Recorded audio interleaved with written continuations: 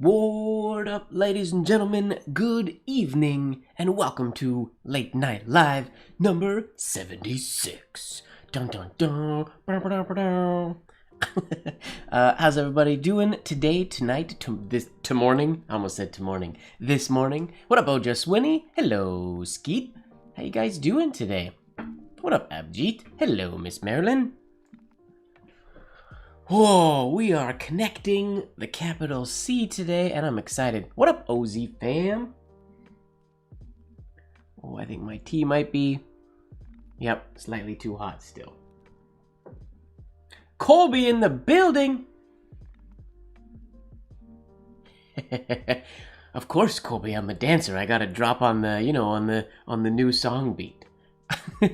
Sorry to scare you. Nice to see you here. Right on. What up, Zach? I'm doing quite well. I am rather highly energetic right now. No idea why. Turned on the stream and I'm ready to go. What up, Aardvarks, aka Mike? How you doing, man?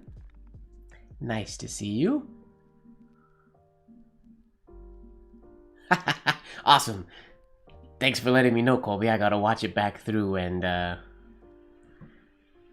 I'm gonna watch it back through and see how I start talking on the beat drop. Oh no, yeah, Marilyn, I wanted to have my camera on, but I had some chicken that was getting dangerously close to going bad, so I was in my kitchen, cooking chicken and prepping vegetables and things like that, so it was all over the place. So I listened and watched the stream or the Zoom hangout, but no talking for me today because it was a little, yeah, it would have been very noisy. What up, Jay? Oh, that's a lot of pressure. It's a lot of pressure, Mike.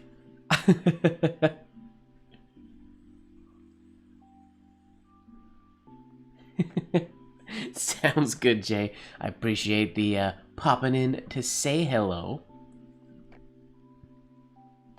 Alright, here we go. We're going to get this party started with some ovals, as per usual.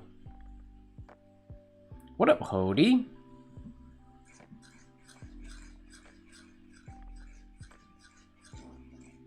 Ooh, that's a nice shade.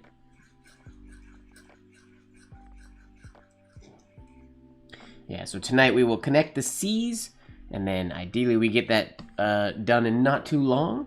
And then when the new word of the day is listed, I will give that a write if we have time. Before the blacklight hour.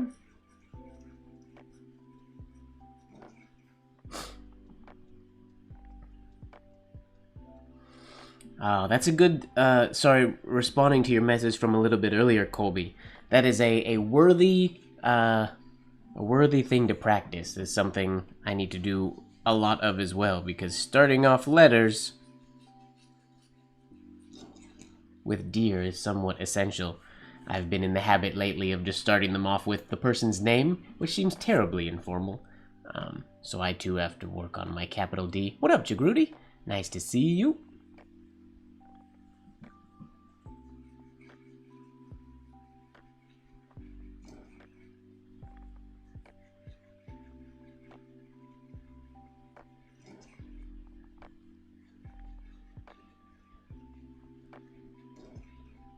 This has become one of my favorite drills, exercises I'll call it, to do lately. Since I do the ovals anyways like this all the time, I just decided to start chucking in a shade to finish it, so it's not just an oval exercise, it also gets my shades warmed up.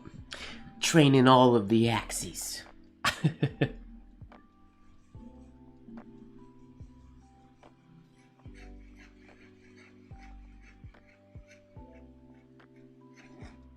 Well, I don't know if it works as well that way, though.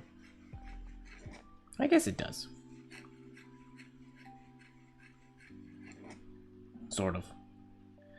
Yeah, don't worry about it, Jay. It happens. I mean, as long as I'm not the one that has to pop in, say hello, and then leave, I guess we're all good. I'm just glad I remembered to start the stream properly today.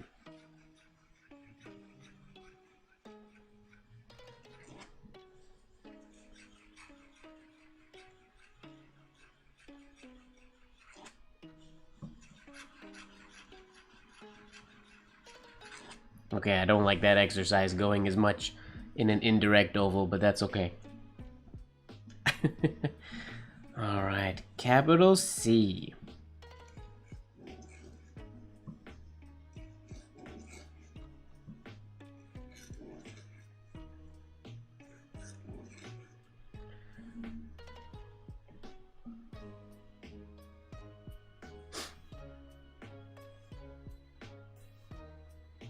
Oh, nice. I have never used diamond stone before. I don't own a diamond stone, so I've never used one for honing a nib, but I imagine that would be a worthy / perfect tool for the job.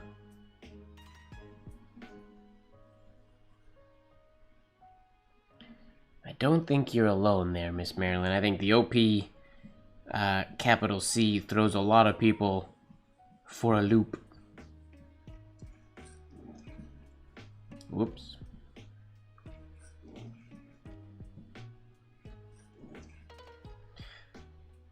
Main focus with the C today is gonna be keeping my my shades nice and short.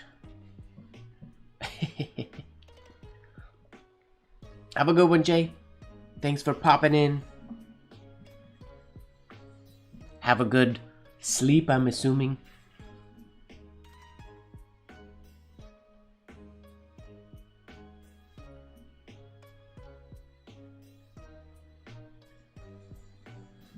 That makes sense, Colby.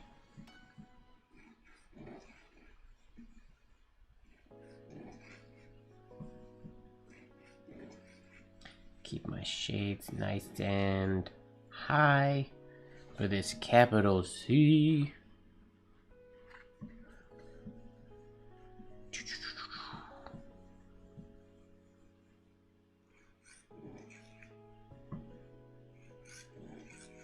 Probably try to throw some Canaan C's in there, just for fun. Just because we can. Why not?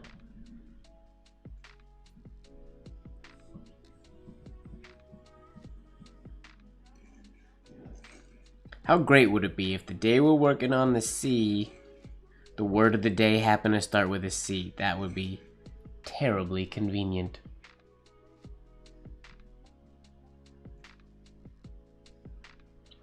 Ah, no worries, Zach. We missed you, but that's okay. Moving into an apartment is it's an ordeal. So I'm assuming you got into your new place all fine. Oh, Lurker James in the house.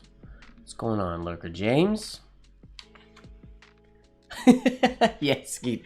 I am definitely planning on filming a video on the nib sharpening. I was actually, when Colby sent that message, I had formulated like a response and oh, when I do it this way, I blah, blah, blah, blah, blah. And I was going to sort of start explaining it. I've explained it before, but as I was going through that internal dialogue, I also, another voice in my head was saying, you know, you really just got to make the video. It's not that big of a deal. You just sit down and shoot it. So, yes, sooner than later, I will be working on that, hopefully in the next week or two.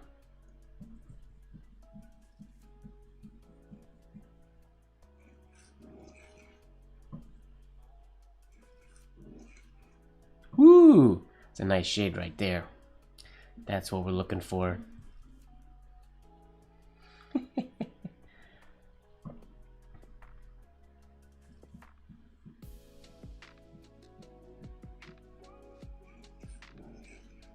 Yeah.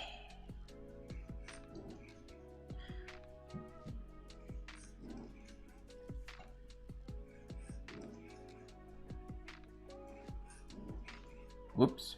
Gotta keep a better watch on the breather hole.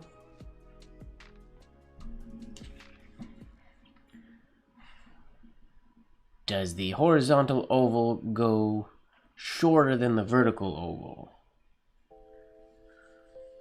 By vertical oval, do you mean the oval that's creating the whole C? Because ideally, I do my exit stroke a little bit larger than I should.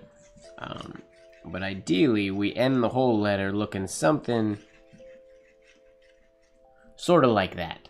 Is sort of the go-to. So what we end up having is our entry oval and our exit ovals are slightly, this is again not a rule, this is just how I like to have them look. They end up being slightly smaller than the overall oval that fills, or that the letter fills. But then with the C, because we have all this negative space here with our shade coming here, connecting into our exit oval, that exit oval can look quite a bit bigger. That being said, I do make my exit oval, as you can see here, the difference between here and over here, I make my exit oval quite a bit larger, just because it feels comfortable. It's something that I try to shrink it down a little bit, because I do make them a little too big. Let me get a glide sheet real quick, so I can write all the way to the edge of the page.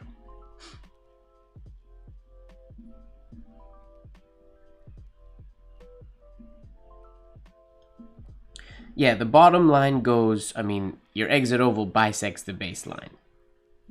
Ideally, most of the time is what you're going for.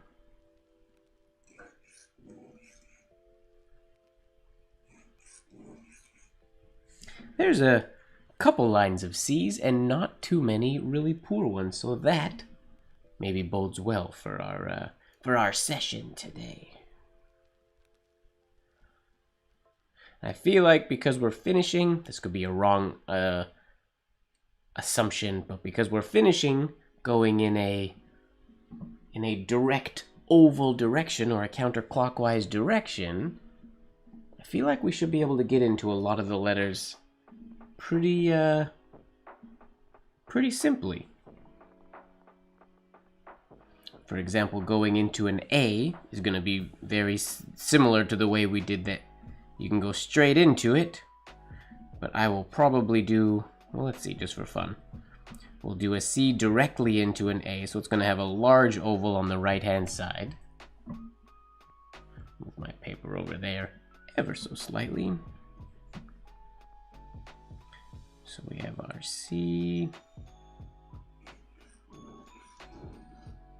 Something like that, which does kind of look cool with the two sort of matching shades. I didn't get my undercurve quite as visible in there as I would have liked.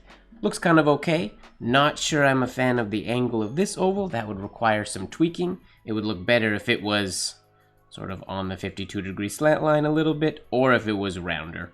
Either or would probably work. But I think we can do something better than that. I could do a tiny little entry oval into the A.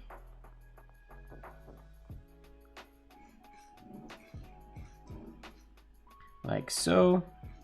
We get really dangerous in our connections here. We could create a star if we were really clever. But I feel like there's just too many things going on right there.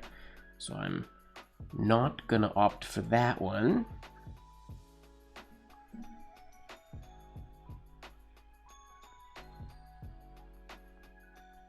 I wonder. This might not work, but I'm curious. Oh, come on now. Don't be like that.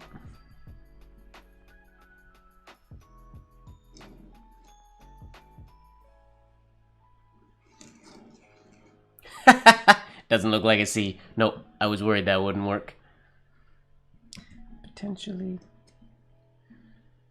I mean, it could work, but I don't know. It's a little too creative.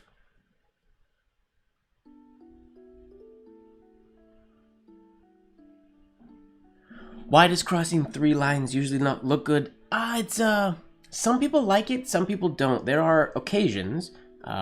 I actually designed a signature for somebody just, I believe it was like a week or two ago, for a blotter commission, and the design had quite a few, or it had multiple, I think there was two, places where three lines connected. And it can look okay.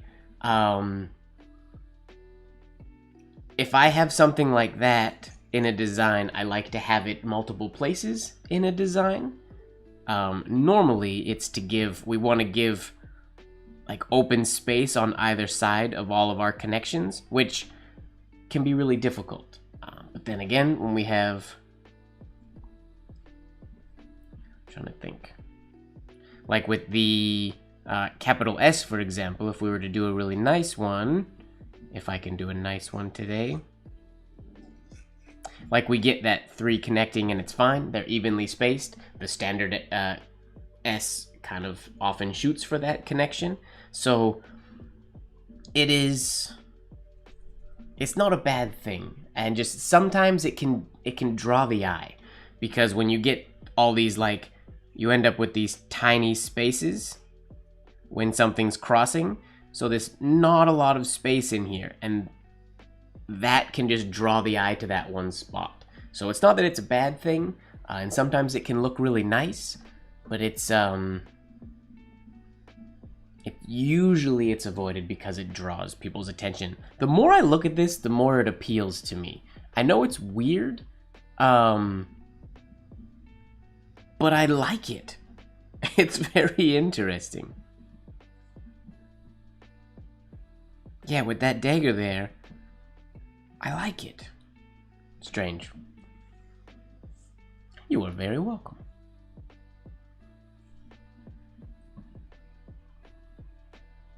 Gnomon is the word today. Interesting. I like capital G's. That's fun. Alright, so how can we do a C to an A? C to an A.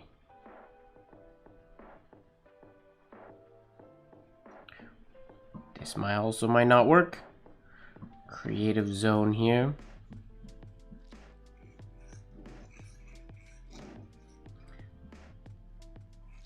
Actually, I like that even more.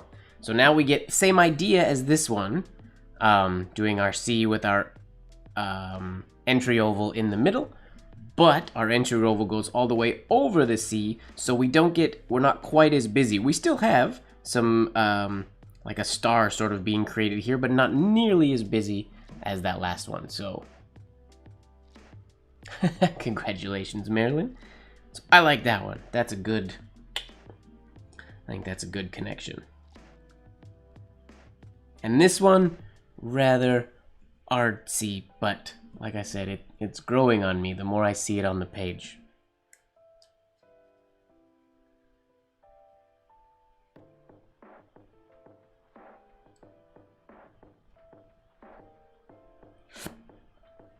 All right. Let's move on to CB. Did any of you guys have CB radios in your vehicles when you were younger? I guess not my vehicle. My dad had a CB radio, and it was fun talking to truckers and things on road trips. Alright, CB. We can go the easy route and just do a standard stem. Oh, that has to be a C. Like so. And there we go. And I could have done this in just one into a standard B, but as we discussed last week, if I go into a standard B from there, I get all this negative space, unfilled space in here. So if I bring this with an extra loop, I can get over to the left and fill a little bit more of that space. Simple. C to B. 10-4, good buddy. Yes, we had, what was the name? We had a nickname for my dad's truck. Just a regular, I think it was a Chevy? Just a regular half ton. But yeah, we had a name for it and I can't remember what it was.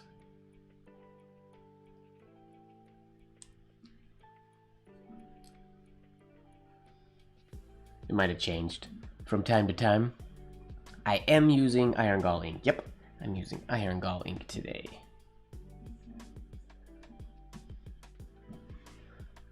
Okay, so there's CB, standard B, easy peasy. This, out of curiosity, the connection we did for the A, that, would also work. It might, I don't know, it might look good. It will make the C and the B very close together.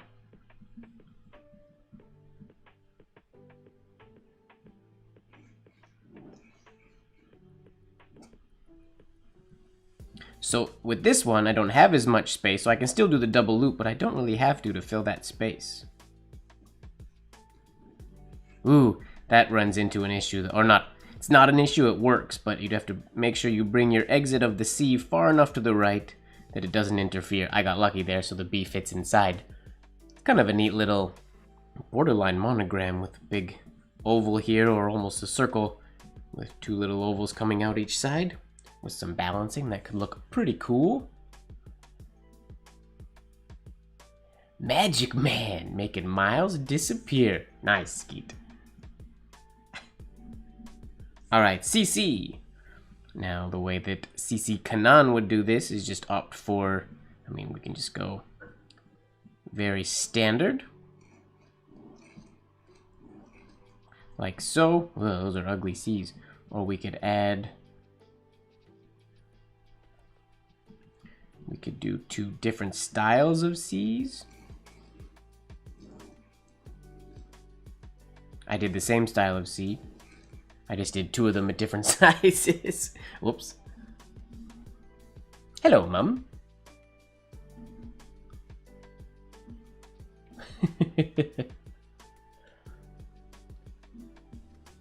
Toady. Very nice.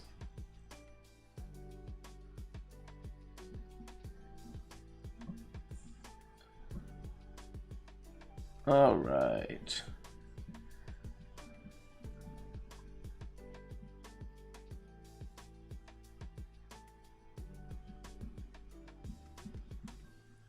Out of curiosity, can I do that same one for the C? That looks cool too. I really like this large one. I mean, I gotta be really careful. My connective oval is going up a little bit more than I want it to. I gotta keep it down so it stays horizontal. But I like that connection. Stands for cold coffee, does it? I thought it stood for credit card.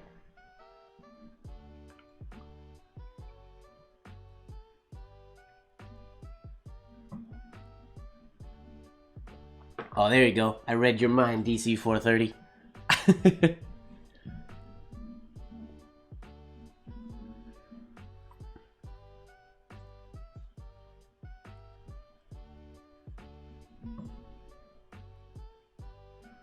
Yeah, they would do, what would Kanan do as well? He'd add that little compound curve into the mix.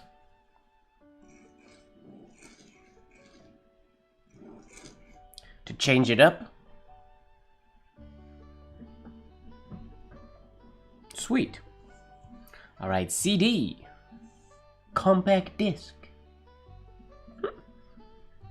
Compact disc was a dumb technology. Like, it came out around the same time as, like, mini discs, or like the original compact discs were in, like, they were permanently inside the jewel cases. It was like a thin jewel case that had the CD inside, like a large mini disc. To me, that seems like a way smarter technology, since the CDs are usually in cases anyways when they're not being played, and it protected there wasn't like the obsolescence. I don't know, I feel like CDs are definitely planned obsolescence. I'm glad that they're outdated now by MP3s and the like, because it just seemed like dumb technology. I never liked it. Something I buy should not be that easy to damage. Alright, let's do CD. We got our standard variation.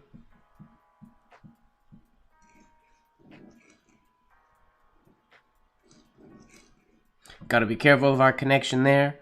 I have to make my exit oval larger or smaller so I don't get that tight spot in there, but standard connection works. Now let's try our large oval connection. Maybe that's gonna be the go-to of the day.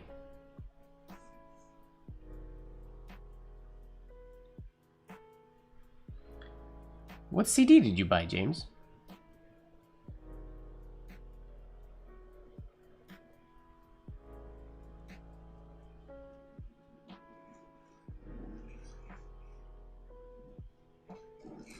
I mean, that has a lot more space. I wrote it horrendously, but There's potential there.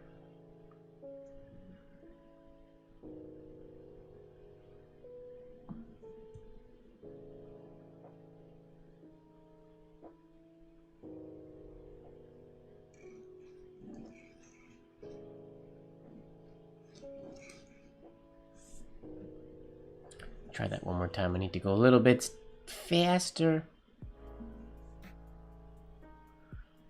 Brett on bubble. Buble. Oh, that's fun.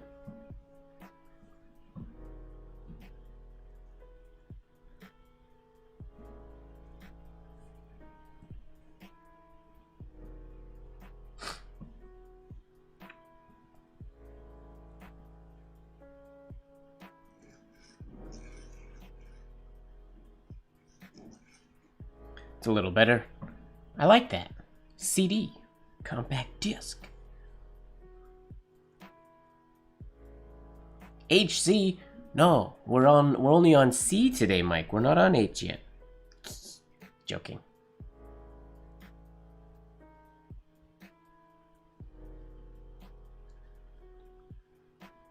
I'm trying to remember the last time I bought a CD. I can't remember. I don't even know if I have a way to play a CD. My laptop doesn't have a CD drive. I think to play a CD, I would have to get out my old laptop from a storage box under my bed. Yeah, to read a CD. It's my only option. I like that. It works. All right. A, B, C, D, E. Now with the E, again, similar to the B. Hot coffee. Hot cocoa, maybe?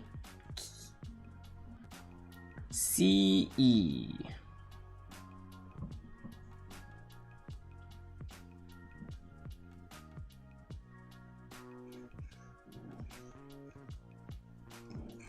Whoa, I did not intend to add that little extra little loopy in there, but it kind of worked.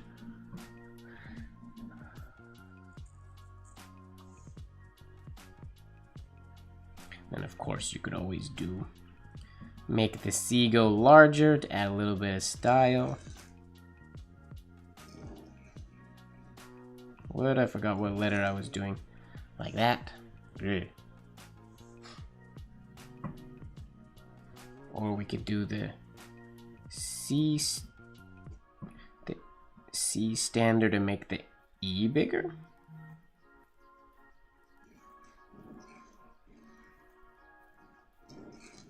Something like that could work. One issue I have with the CE combo is because the E shade, which is why I would enjoy making the E larger, when the E is at a regular size, we have this direct oval shade that's basically the height of a whole letter, and then we have one that's half. So oftentimes, I mean, you could make them just make the E be a smaller variation of the C shade, but usually it ends up being slightly rounder. They don't end up being the exact same. So that's kind of why that would be my inclination, to try to make the E larger so that they match a little bit more. Or if I could do a really short shaded C, then I could get away with doing an E with a small lower shade, maybe. But I have trouble keeping the C shade really short.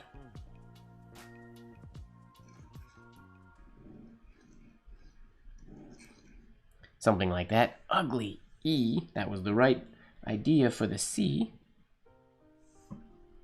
It's a simple, clean variation. I like that. So long as the C shade is small.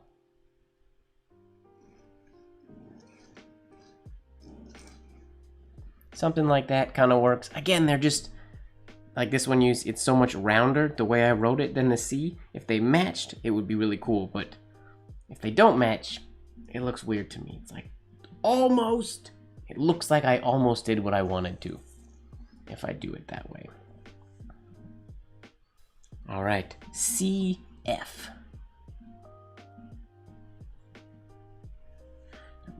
F has the crossbar, we could do a very simple...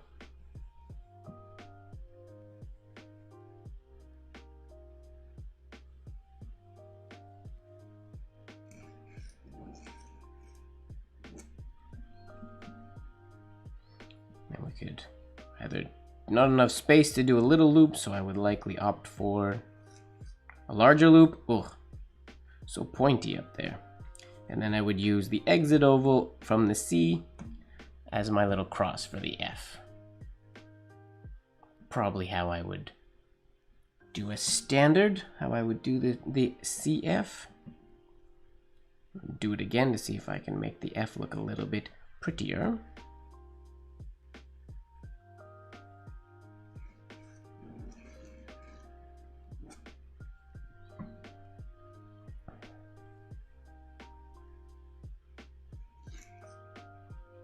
Oh, now this time, I didn't make the CF close enough, so this doesn't come out as far. So it can either be floating, or I'd have to put some form of little line in there.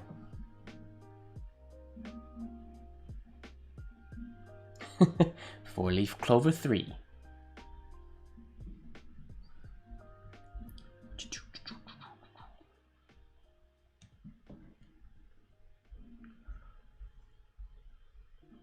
I like that. Easy peasy. Okay, G. Now we get a bit of a challenge, but I'm not even going to think about it. I'm just going to try it. What if we do that exit oval that goes all the way around, the big exit oval from the C? Could work. Maybe. It might fail epically. I don't want to think about it. I just want to do it.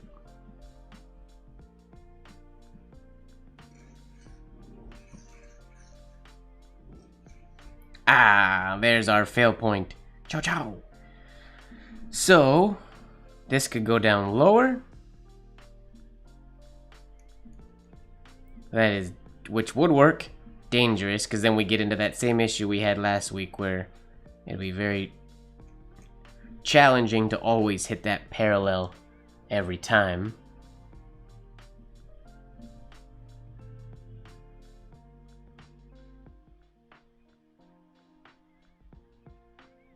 Yeah, I don't think I like that.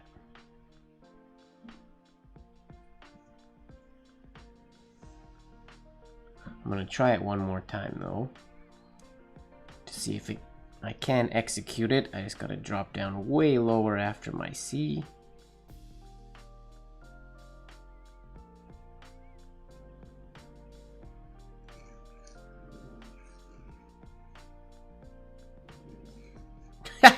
Forgot what letter I was doing and I did an E.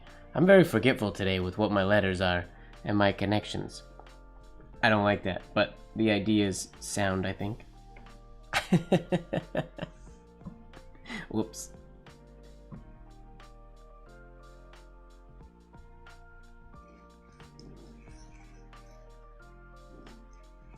Like, that does work, but like I said, this goes way far that way. I would have to really control that exit oval of the C, which would take a bit of work for me to be able to do. I feel like my desk is wobblier today than normal. Is it? I feel like it's wobbling a lot. It doesn't usually... I don't usually notice it that much. Wobble, wobble, wobble, wobble. Okay, is there any other clever way we can do that? I mean, we can do what we did. We can do a C into a descended G. That's possible.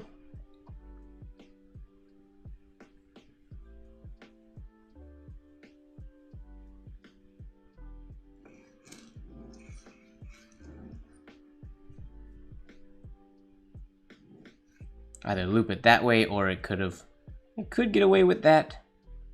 Ideally, this would have to be a little bit bigger, but that works. Hello, Giancarlo. Nice to see you.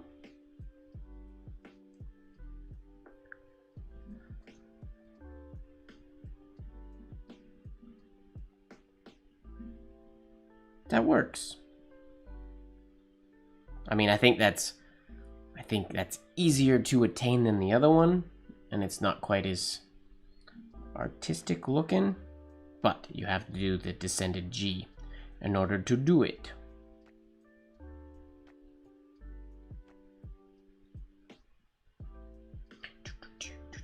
Yeah, CG, that works.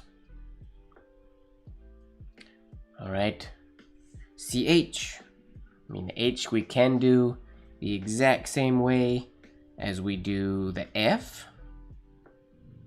Easy enough to just do a standard simple H, like so.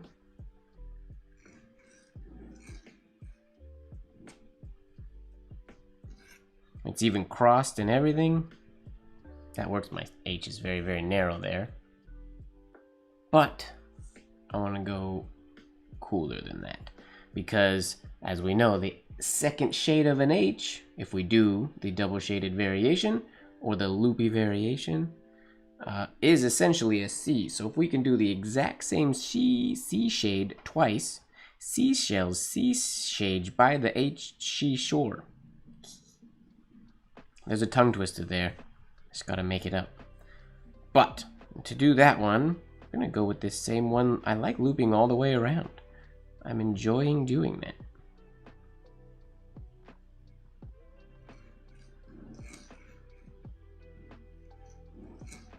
Like that, ideally. I like that idea a lot.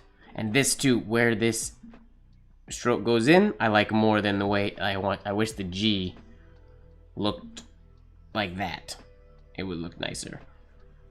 But my C shades aren't the same, but let's just imagine they are. I'll try again, but just in case. My nib is a little on the scratchy side. I can't see with ink on it.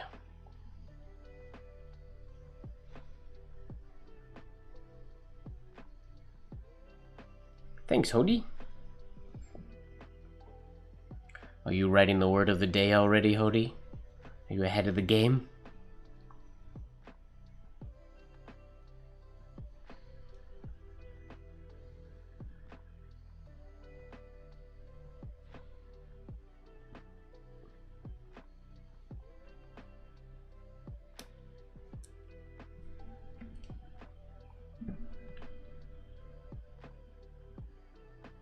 Yeah, it's a little scratchy.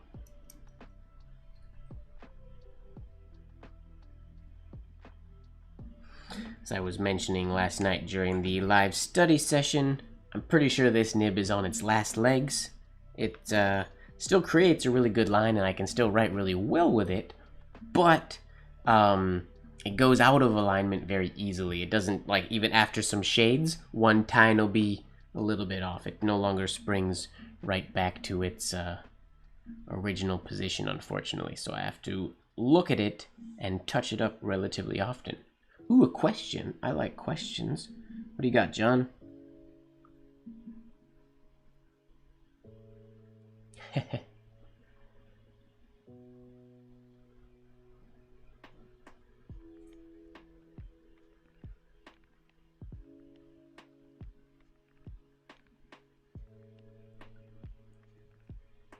All right.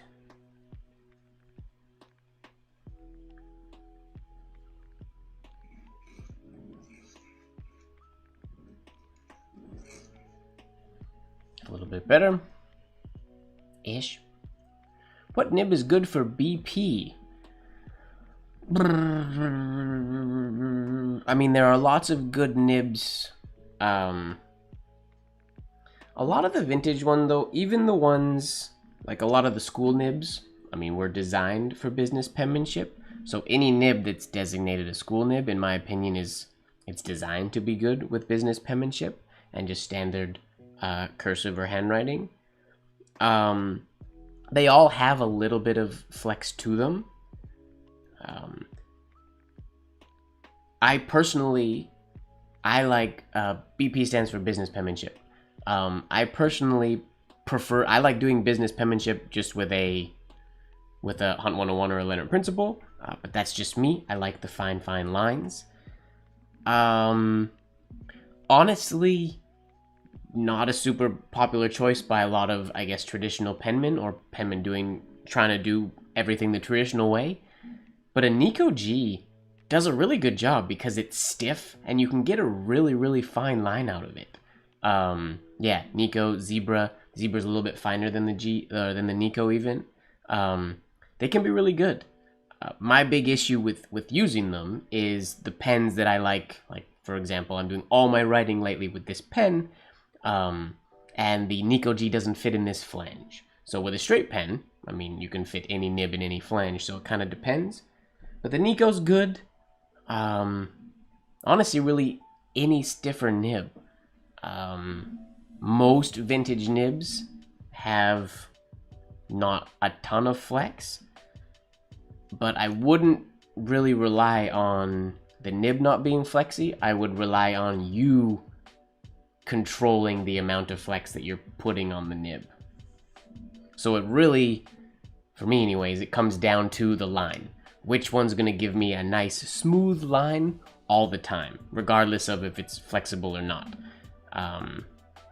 Because even if it's not flexible, I mean, you don't want to get in the habit of applying weight when you don't want to, and then when you get a really flexible pen, your writing doesn't look like you want. You want all those movements to be intentional.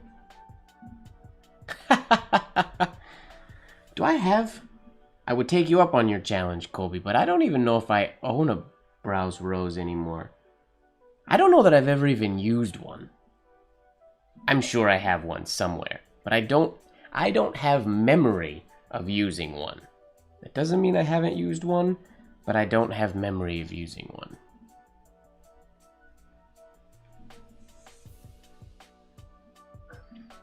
Yeah, Nico G can be a great nib. The only thing I dislike about Nico Gs is when I'm doing movement writing, they require too much pressure to shade when I'm going fast. But really, if I'm not doing shaded writing, they're kind of no nonsense. They last longer than other nibs because they're coating in their material. They're great nibs. They're just larger, so you got to make sure you're using them in a pen that works, or not that works, a pen that fits them.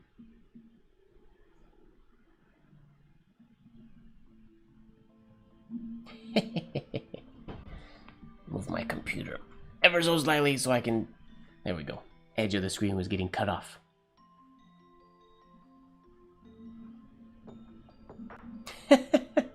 Use it for setting flanges. Interesting. Speaking of flanges, I feel like I want to order some folded flanges from you. One of these days we can discuss that off of here, but I feel like I want to order some folded flanges for you. Not because I have any projects for them, I just want to have some, just in case I randomly decide to make a pen, I can chuck a folded flange in it. Like this one. This is just a little bit, it's more pinched. Alright, let's go CI, into our backwards letters. So here we get problematic. How do we get into an I? From a direct oval. Ha! Curious. How? I mean, the first idea that pops in my head is this. We'll see how it turns out. This is my first idea.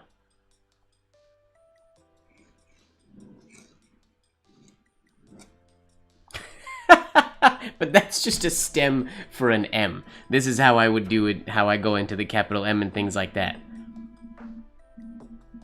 I mean, it can be an I. It doesn't really read that much like an I.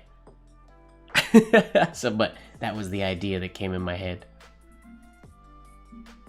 I could do the I first, but then I'm still coming around going in the wrong direction for the C.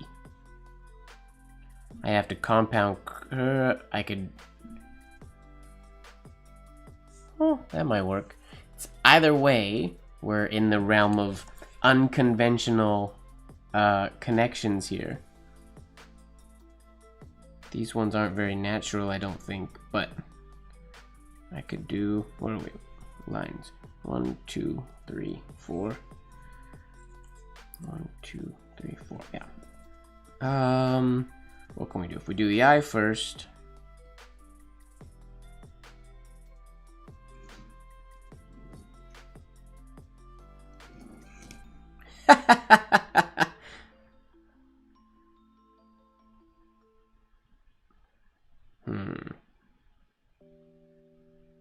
I meant to loop around one more time.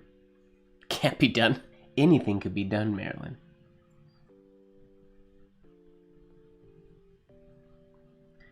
There are many possibilities. It's just a matter of figuring them out. Ooh, nice. New follower for Colby. If anybody in here doesn't know, Colby makes dope oblique holders. I mean, all holders. And they're really creative and they look really gorgeous. So if you're in the market, check out his work.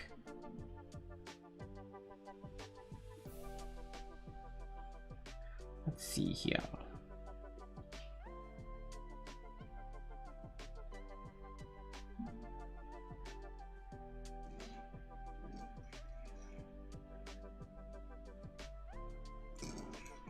Ugh!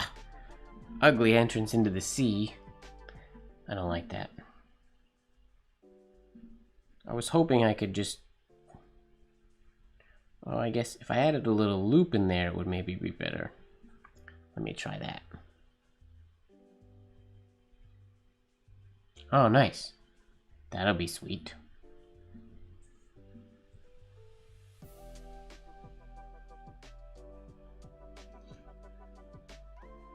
Come on, give me a hairline.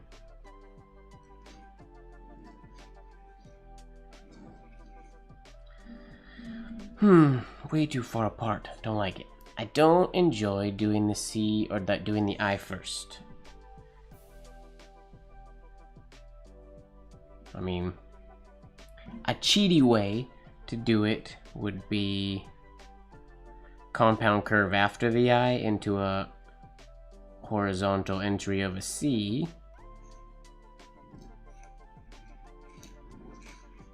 Like that. We did a cheaty thing like that one of the previous days too. I don't remember what the combination was.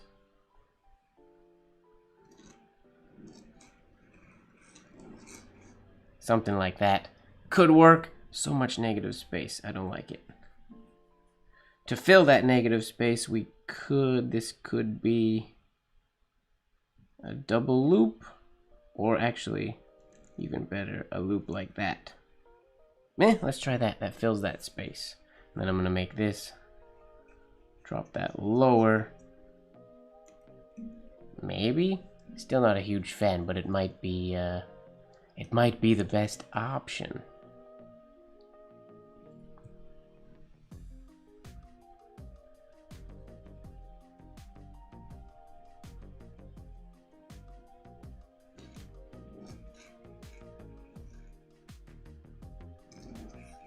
It's not what I wanted to do, but it turned out okay.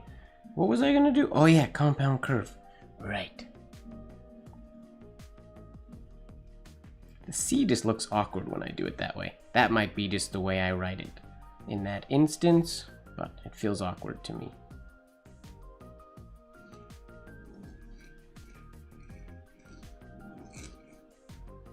Something like that could work. It's unconventional, but it works. Alright, J. J should be much easier than the I. We could just do a standard horizontal oval into a compound curve loop. Like so.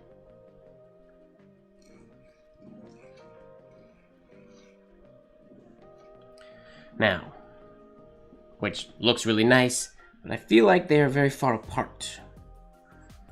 If I did the exit of the C that goes over, like we were working on earlier, like that looks really nice, it's clean.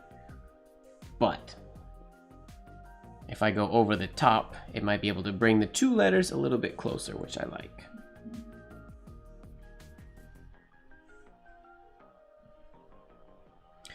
Clever, creative connections is what we're going for today.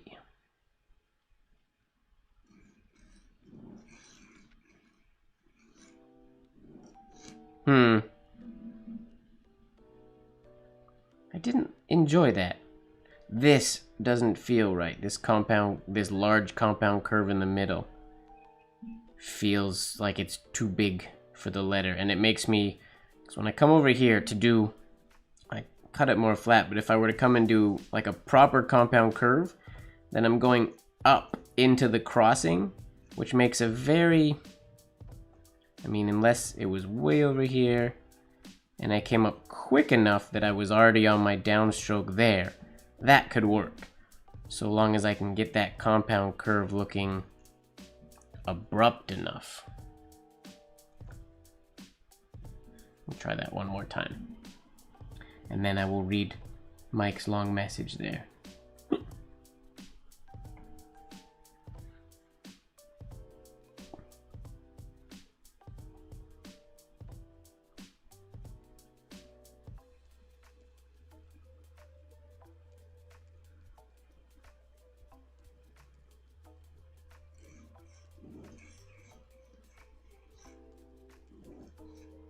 I mean, that works. It does work. There's a lot more pressure in creating it. There's a lot of things that could go wrong. Whoa, don't get in the ink. Whoops. And then I did that. Oh well. Versus this one before I mucked it up. But two decent options.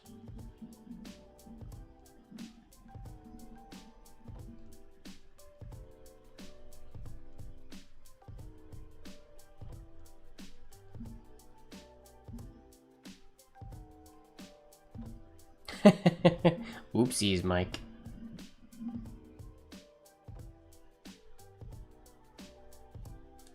I haven't carved a pen in a while.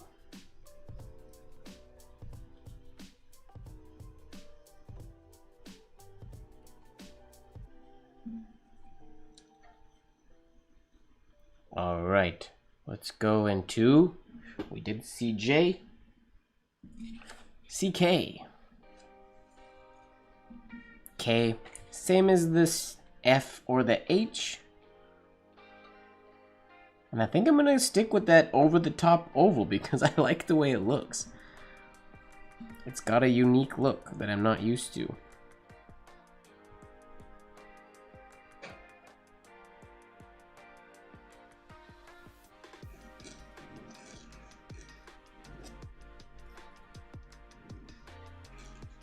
Like so. Easy peasy, nice and clean and easy. Oh, I used easy twice. Whoops. Let me try that again with nicer ovals though.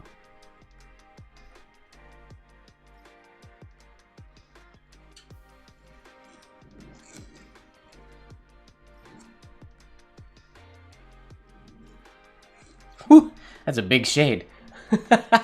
Some big shades on that C and K.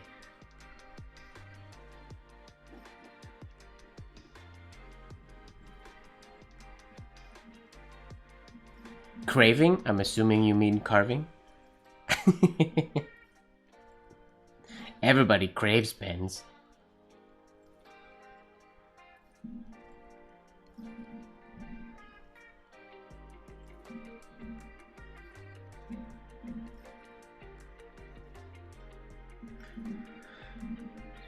All right, CL.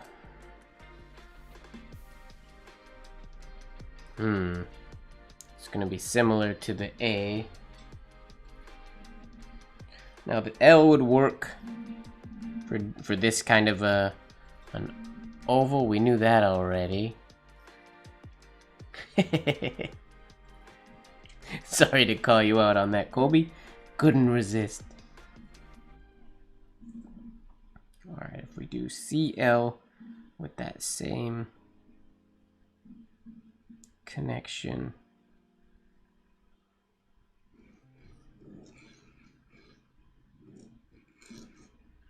Easy peasy. That connection's great. I want to say I've never used it before, but that might not be the case.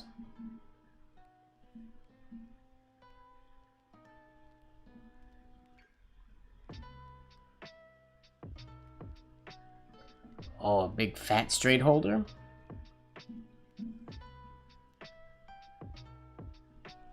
Yeah, CL, easy peasy. Cool. I'm gonna move on straight from there. I'm not even gonna do another one. I know traditionally, well, I will do another one, I guess. In the old books or the old signatures and whatnot, I feel like the common, what would they do for the CL? They would likely do this just out of habit. Well, come on. Not getting good starts.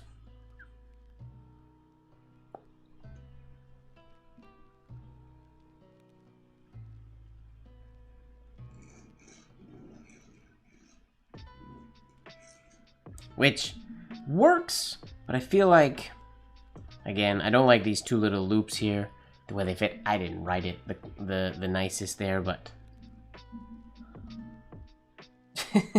now we go into LM. Yes, which could be Louis Monteraz.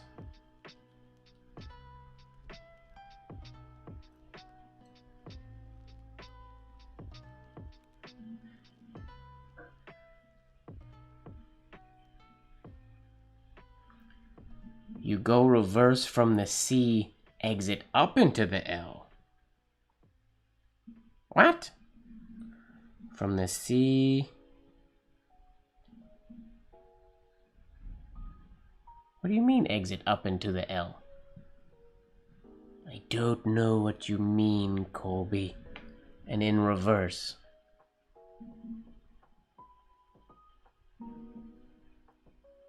Yeah, post. I don't know what you mean exactly. Go reverse from the exit of the C into the L. Looking at the Discord to see what Colby wrote.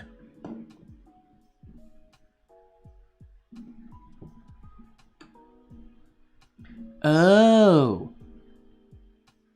Got you. Compound curve on the... Okay. We could try that. I'll do that on a new sheet of paper.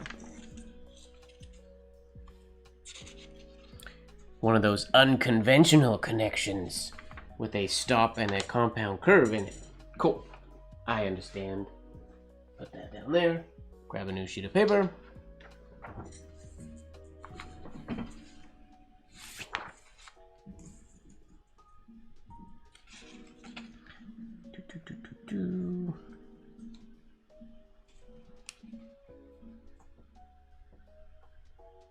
Double check my nib real quick because it's a wee bit scratchy, or I'm just writing heavy today.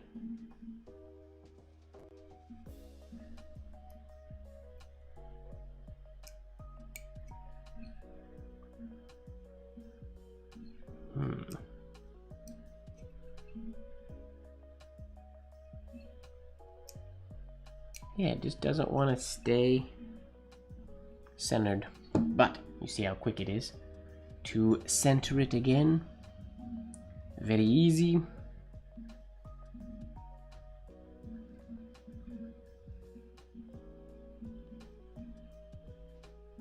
I'm not gonna do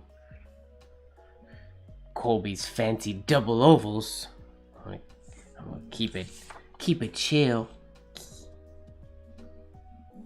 Here we have our C. That's what you did, right? Yeah.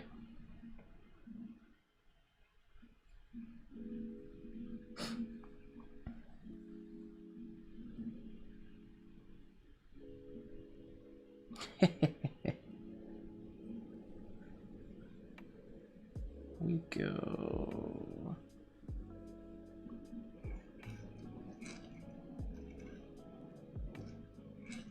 Like so.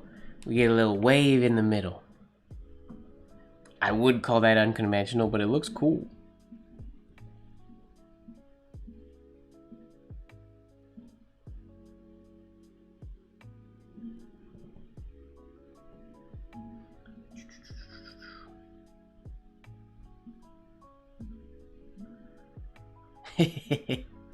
Very nice. I don't think I've seen that before. That works. Alright, now we do CM. CM, CM, CM. Looks like a penguin. It does look like a penguin. This L is a little penguin. Going like that. That's funny.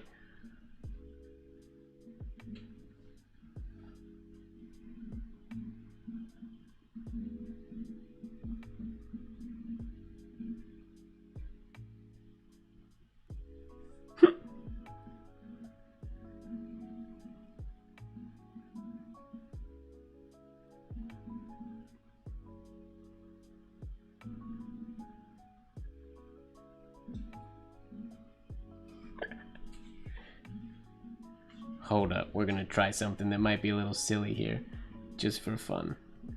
Just to be goofy. What if we do... Okay, we have... Yeah. Come on, give me a line.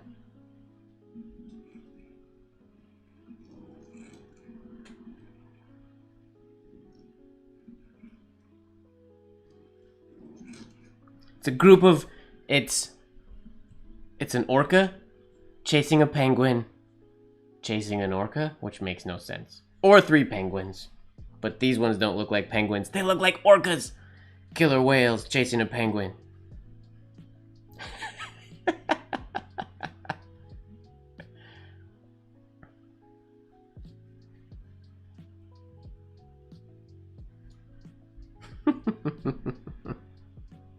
Silly.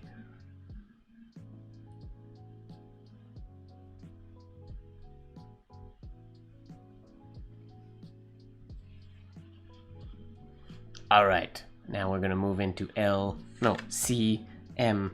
C, M. We can do this the same way I did my experimentational CI. Hold this paper down, sorry. There you go. You'll always see penguins and orcas now. Let's do CM.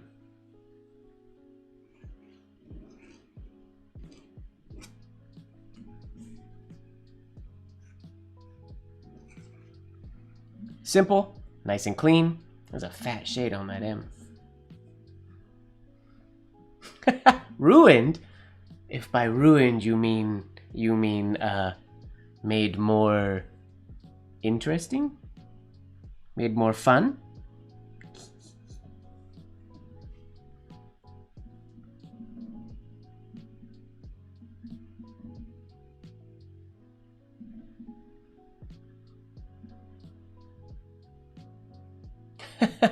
Interesting, Marilyn. Don't lose your mind. Alright. C. How else can we get into the C? We could also do a compound curve from the C. Going into our reversed oval for the M.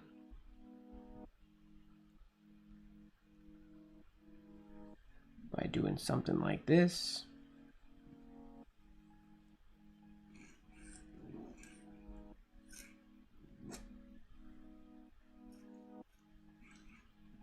Something like that could work. It's kind of an ugly lower oval. I have to clean up that compound curve a little bit. In signatures, I always opt for that type of a connection because it works relatively nicely. Hello, Rose. Welcome, welcome. How else can I do this here?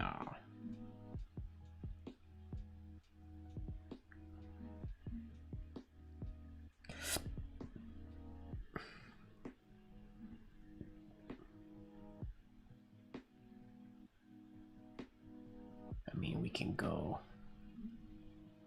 You found the bees? Nice. Well done.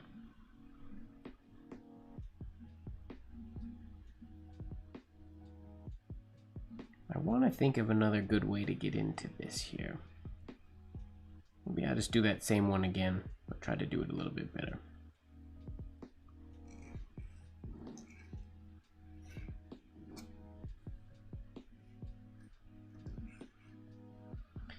CM. Alright, now CN, same idea.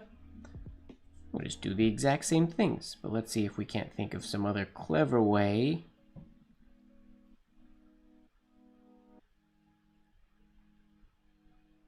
Ooh, what if I went all the way around and then made a really tight compound curve into the M? This might not work. What was I doing? Oh yeah. Ugly M, but I quite like that actually.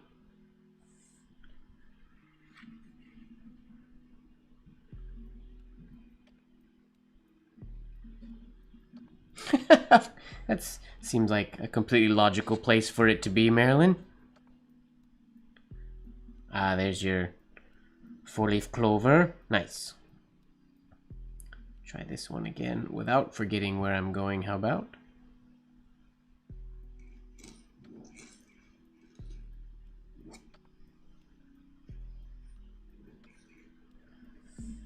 That works. CM are a little bit far away from each other. Traditionally, you would probably also see, more so than this one, traditionally you'd probably see something like this.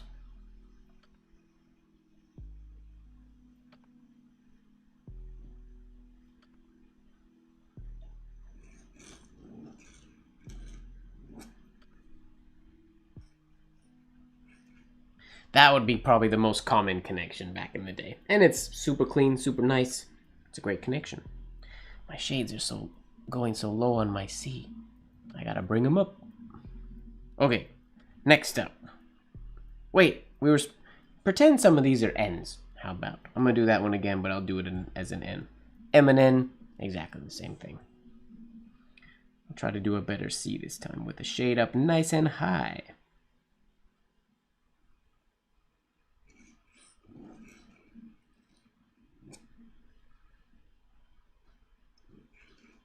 Like that. CN. Nice, nice. CO. CO. If I try to go directly into the O, I will run into a weird angled oval if I'm not careful. So I feel like the smart bet would be to do something like this. Oh, that's very, very loopy though. My O. C shade is so big that it makes my O look too small. A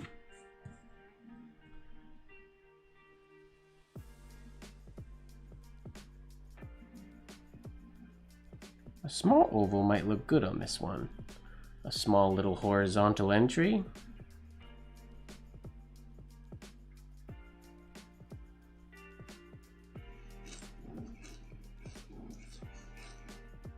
Something like that, maybe?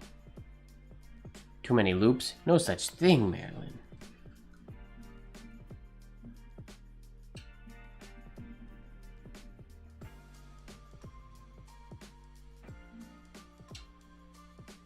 Okay, if that's too many loops, we can take out one and do it like this.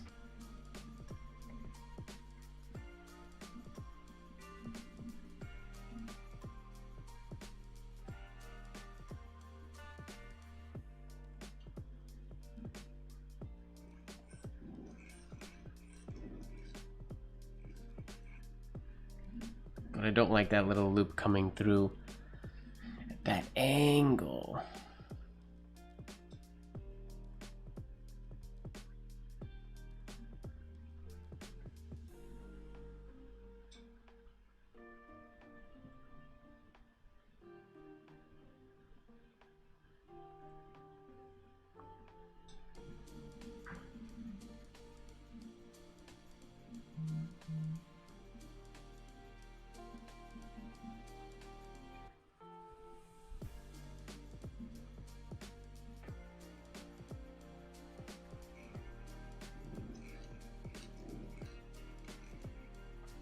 Something like that works, but it kind of looks like a lowercase c a little bit.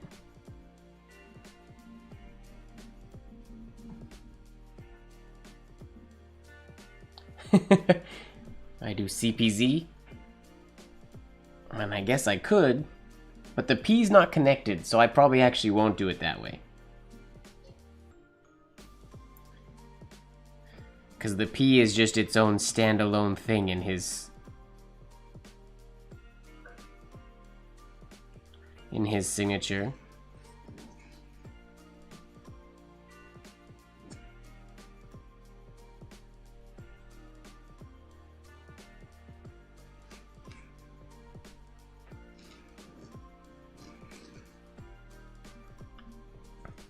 Yeah, he doesn't.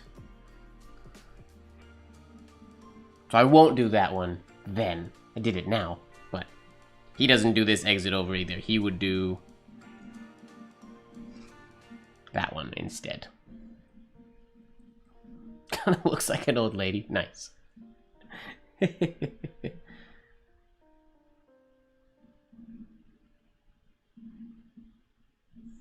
should definitely do. I'm gonna do this one more time, but I'm gonna do the first oval as a hairline and the second oval as a shade. We'll see if I like that or not. You gotta connect the top of that O, Marilyn. That's borderline of modern penmanship. You. Okay. Let's go.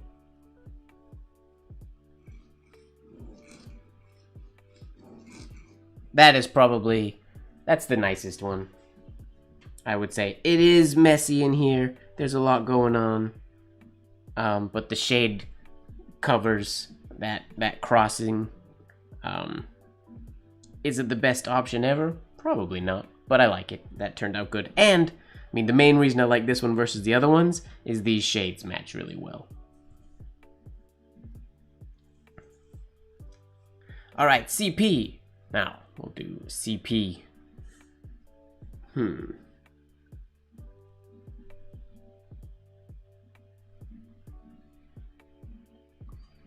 can do, my initial inclination is to do it like this.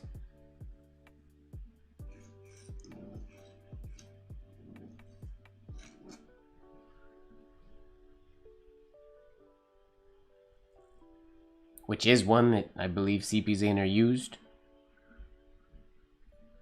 Now what I'm going to do though, I'm going to do the variation of the P where the stem drops below the baseline. I'm going to try to cut the C short so the P goes through the bottom, and then this shade will sit on the baseline is what I'm going to go for.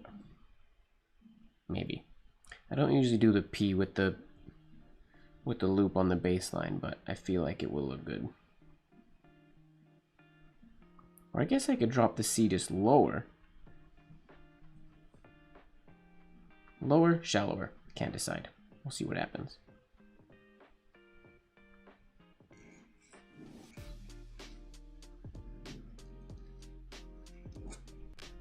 Like that.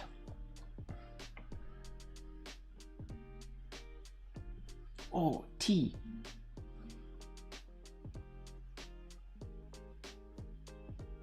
Oh, Peter's here. Hello, coffee lover.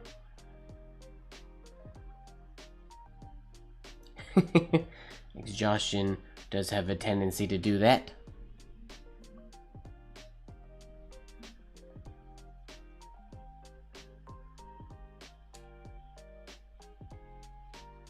Thanks for popping in. Oh, it's February. Does that mean we're going to be doing a Sig Slingin' Sunday next weekend? Are we? I don't know. I guess we'll find out.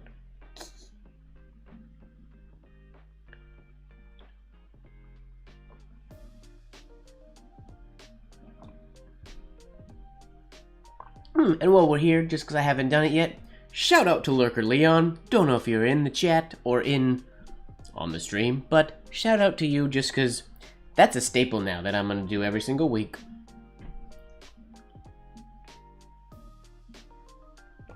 There we go. Some tea has been drank. You almost skipped. How dare you? Who did I write for NaNoWriMo? Nobody yet.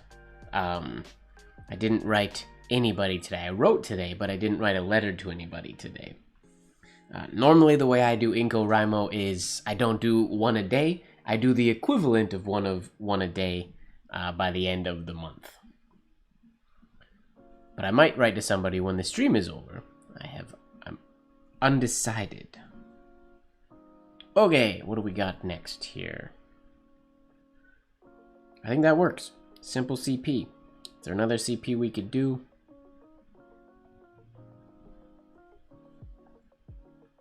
I mean, we could get super clever, but let's do one that's clever just for fun. I don't imagine I will like it as much, but I'll do it anyways.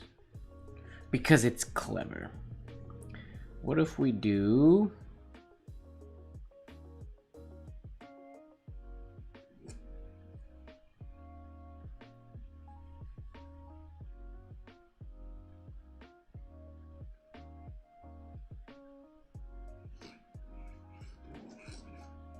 Ta-da! Clever CP.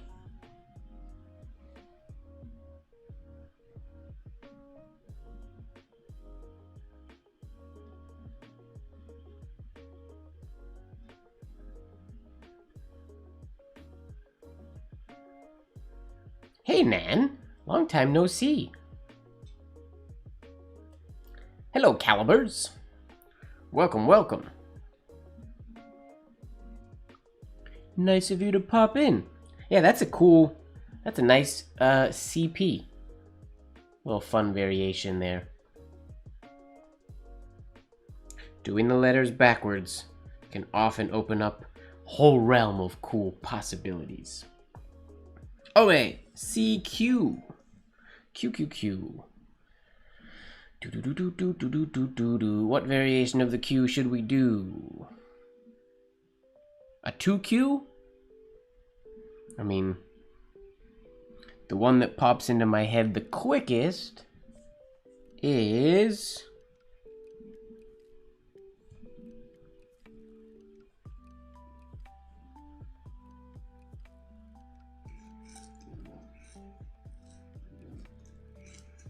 like that. Simple. Doesn't give the Q too much... not a lot of loopiness going on. That's another one where we could do sort of what I was trying to do with the M as well, potentially works.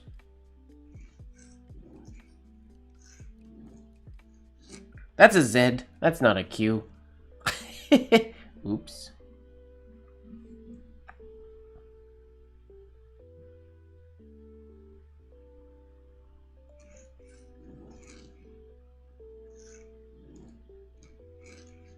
Could also do that.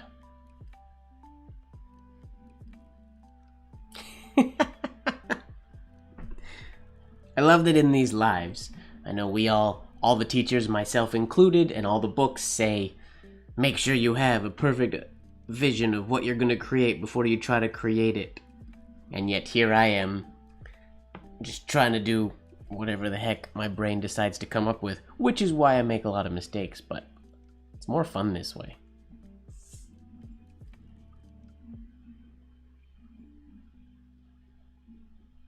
But this is not that kind of practice. When I practice that kind of practice, that's what I do. And I guess in my defense, I have a pretty solid idea of what I want the ovals to look like and stuff. So creating or being creative with some options can be really fun.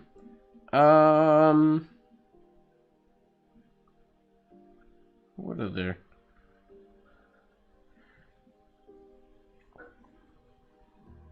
I mean, this is the same thing we kind of ran into when we were doing the M and the N.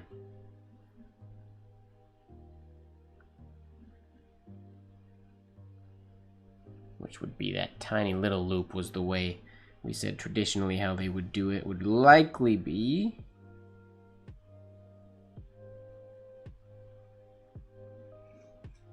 come on. Give me ink. What is happening?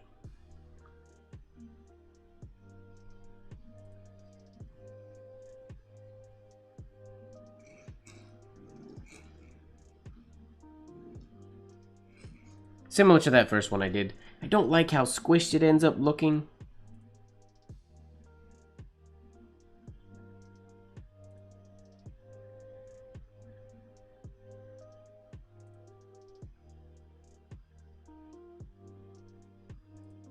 Huh. I'm gonna try something real quick. If I cut the exit of the C off a whole lot, if I shorten that a whole bunch, and go straight back through the shade, I get something that might be like this.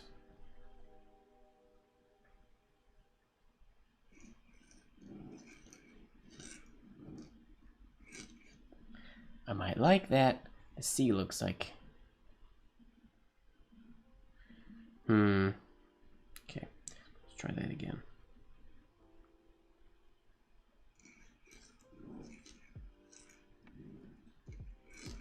Ah, I went too close to the shade.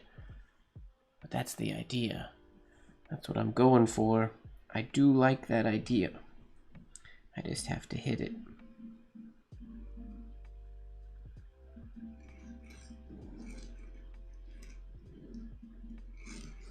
That's cool. I do enjoy that. One thing I gotta be careful of is my entry oval gets too close to that shade. So if my entry oval was a little bit more straight to parallel that one. I mean, that oval can be a lot cleaner as well, but I like that. Check the Discord. Wow, you gotta slow down, Marilyn. So many. Well, that's a fun cue. I like that cue. They're just too far apart, though.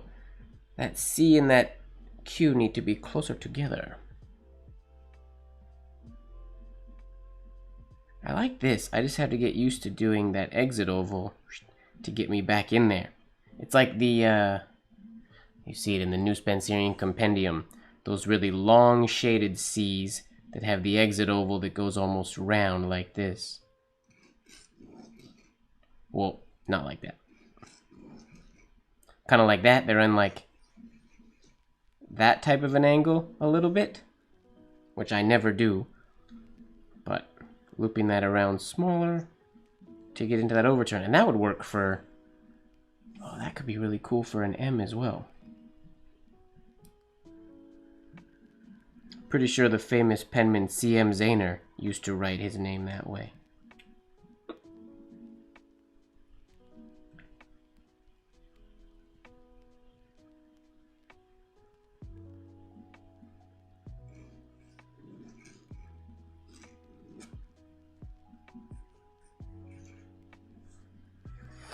Little loops too close to the shade, but that's the idea. I like that. I've never done that before. No need to apologize, Marilyn. Getting excited is fun. That's what the Discord is for. Alright, what do we got? Q, R. Now, I think I'm going to keep the R nice and simple. And do what we did for the B. What did we do for the B?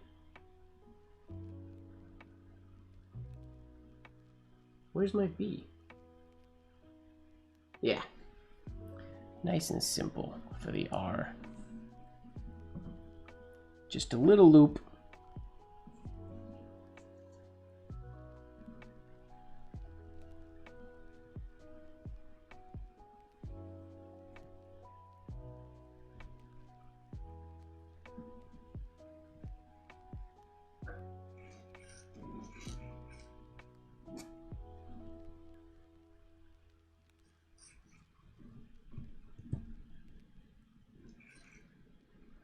Clean. CR. That works? That's just simple and it works. Now, because the R doesn't have a loop here like the B does, we can also get away with doing that large oval all the way through the R, or through the around the C if we wanted to.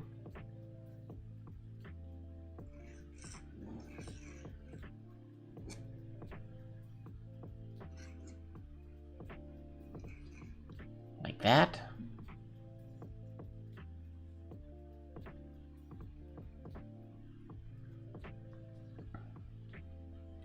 Or we could do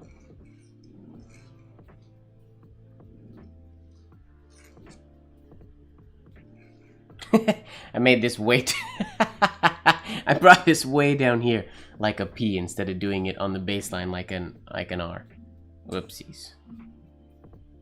I got very excited with the shade on that downstroke.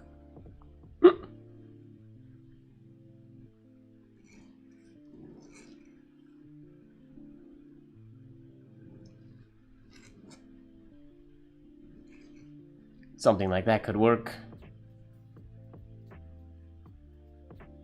CS challenge.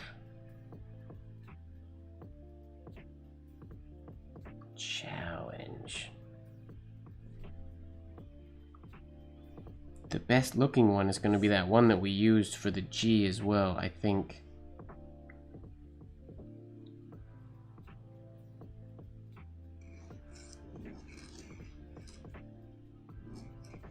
I wrote a G instead of an S. Oops. You gotta be careful, Marilyn, with that distance between your letters, because you have the R isn't happening until after your exit oval of your C, and that R should be tucked in, because the exit oval is not part of the C. Remember, the C is just the sort of angled oval that is right. That's like this portion. So the R has to be tucked in a little bit closer. Otherwise, everything is going to be much too spaced out looking. All right, let's try this, but actually do an R. Not an R, an S.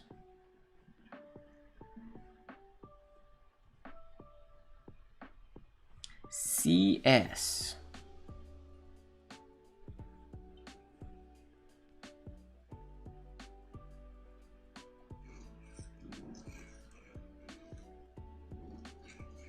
What am I doing?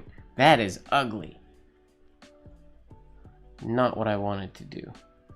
Way too many lines crossing at way too different angles. Let's do better.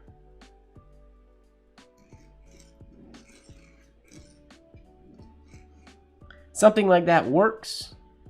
It's risky, but it works if you can hit it.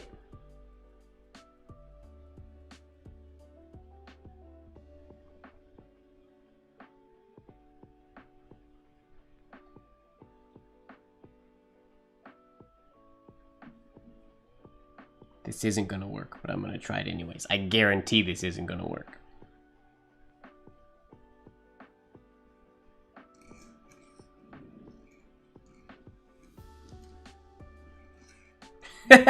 No shade.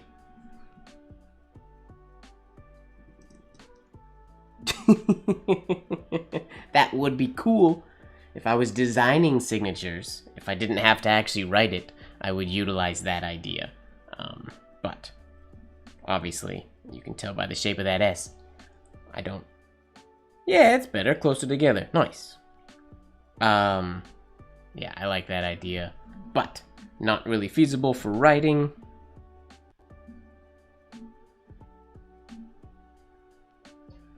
Guess there's enough space.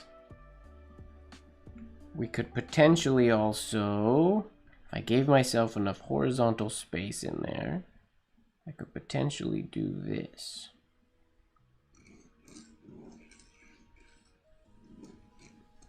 And finish off that way. So we don't have an exit stroke. That could work. Try that one more time with a nicer S shade.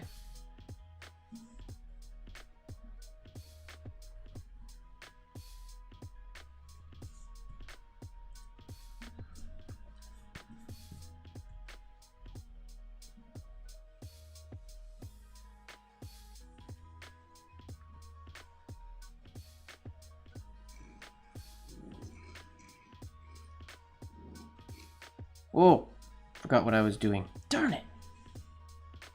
Pay attention to what you're doing.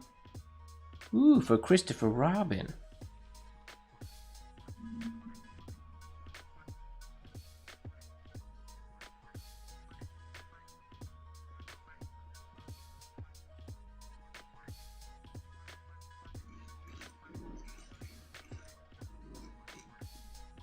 It's the idea. If it was spaced out nice enough, that would probably be a go-to for me. I gotta get in the habit of making this top longer so that everything fits.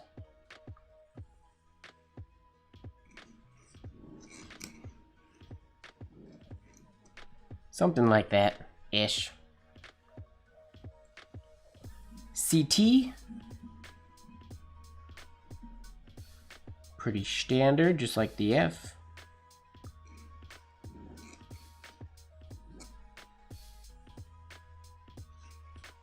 Like that.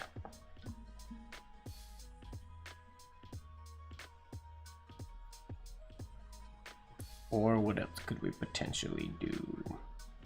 Does the large one work for the CT?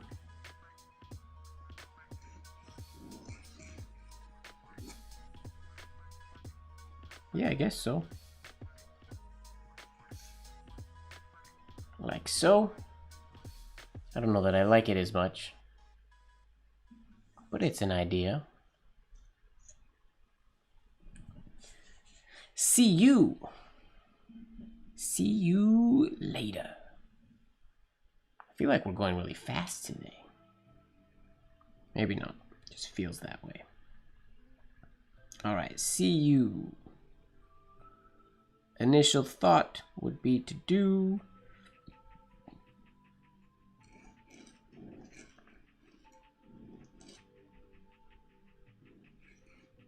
something like that. Big shades today. That shade is huge. I'm pressing quite hard today. Heavy hand today. Not heavy, just pressing hard on the shades. Now we could bring that. I worry if I bring this up and around. Yeah, it's gonna get in the way of where that is. Maybe, but let's try it anyways. Oh, we could try the one that goes in there. Yeah.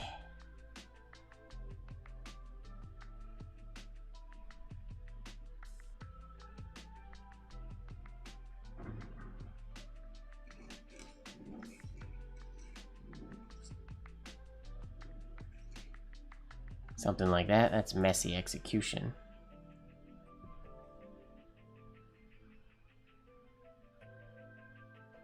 What if I lowered my entry oval?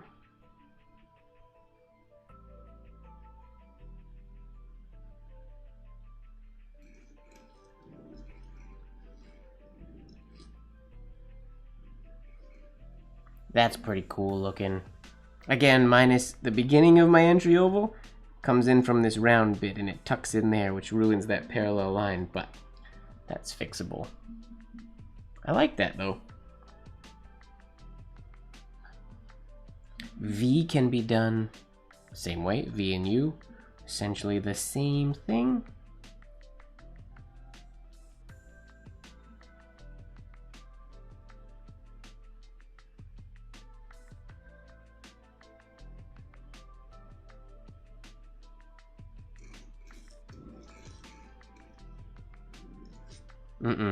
Not that one. That would have worked for the V because I wouldn't have to come back up. Problem with going this big, yeah, same as before. This compound curve gets too abrupt.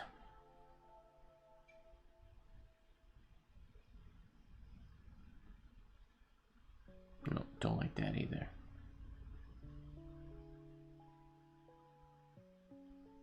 Yeah, the little loop is better. Either to the right of the C or to the left of it inside the entry oval.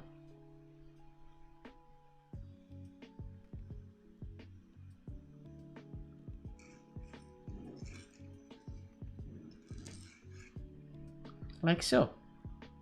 CV.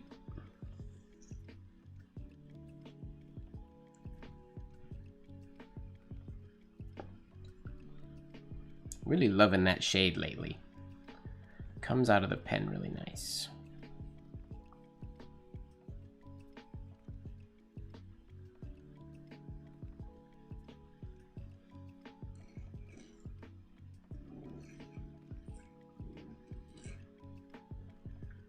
CV.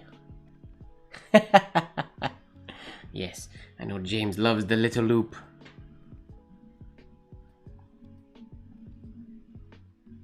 That works. If this would be like go-to if this was slightly higher, and if this was slightly to the left, a little bit more to give even space on both sides of the C. But I like that a lot. I don't think that's a connection that I've really thought of before. Frozen Alberta. All right, good night, Mom. Thanks for coming in and hanging out.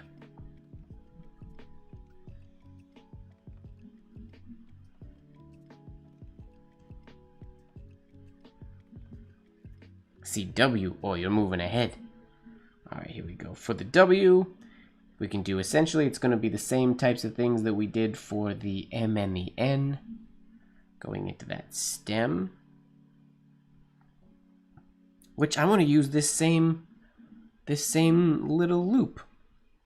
Which only works if I drop my entry over for the C lower than I normally would. That feels like.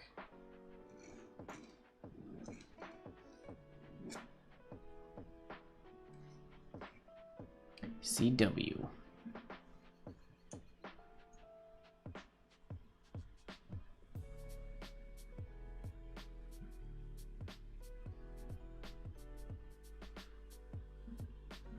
Bottom of that C is a little bit too small there, but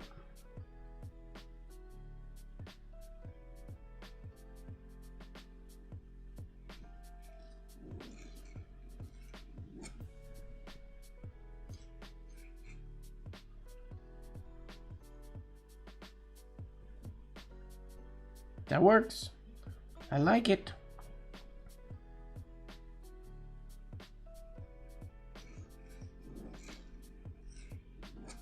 Can also do that type of an idea. If we get that compound curve looking nice, that works. All right, XYZ, we're almost done with the C. Then we will move on to the word of the day, which starts with a G, which is fun. Nice little stem shade. I like the traditional G.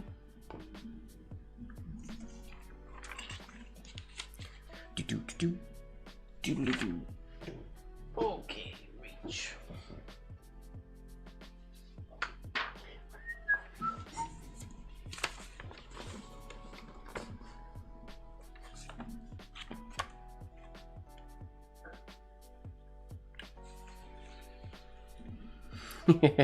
that CX looks a little bit like a C hashtag. But that is definitely a 4-leaf clover, if I ever saw one, Marilyn. Okay, CX. What variation of the X do we want to go with? We can use the same thing we did for the H to do that style of X, if we want.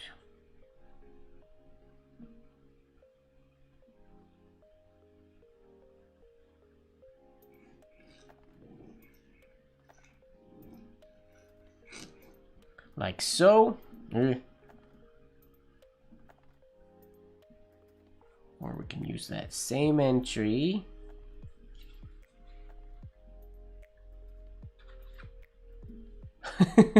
How did you know, Nan? That's exactly what the word is.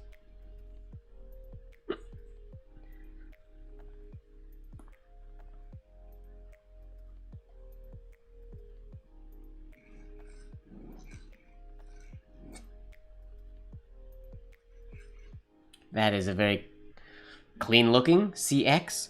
Probably the best execution I've done so far of this little loop compound curve into the stem, I think. I do wish that this were There. That works.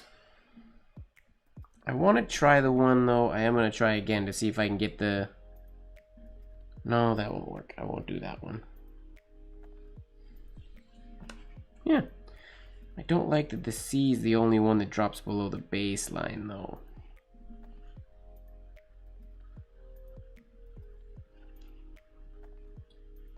I think, Marilyn, you should maybe start direct messaging those to me, because I feel like I don't want you to get dinged by the bot on the Discord, just because you're the only one posting in there right now, and I don't want you to get dinged by the bot for like a flood or something like that.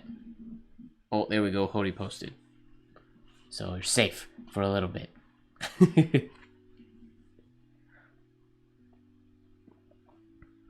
All right, CX.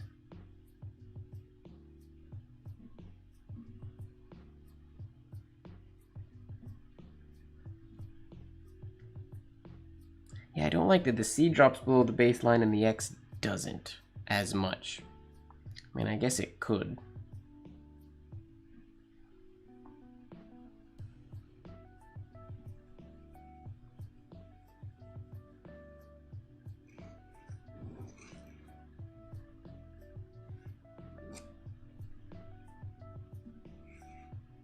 Missed the connection, but that works-ish. I still like this one more. I really like that connection for the C. Sweet. Why? Why? Because it's the next letter of the alphabet. Silly. Sorry. We can keep it nice and simple.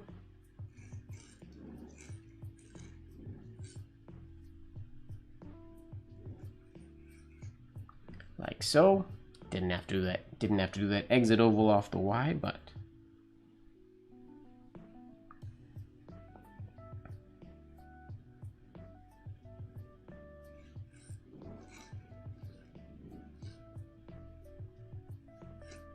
I like that better. All encapsulated inside the exit oval of the C. I'm gonna try that one more time though, because my C shades are getting very long.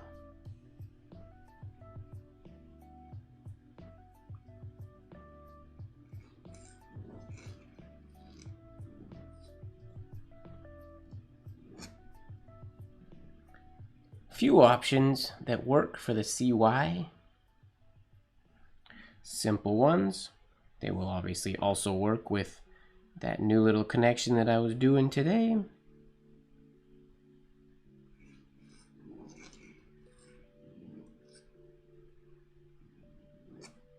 Yeah, ugly exit stroke, but that's okay.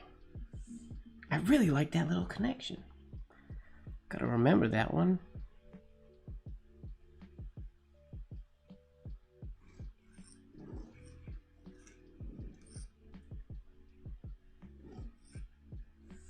CY. Very close together, which I like. Nice and condensed. I would use this exit. If I could get this shorter, bring it up a little bit higher, then these would cross even nicer through there. And then if it was lower, then I would have room, or keep it shorter and drop the Y below it, like we do there. Lots of potential in there for the CY. For sure. And CZ to finish off l'alphabet. CZ we can do the same way as we did the CQ, because we did the 2 variation of the Q.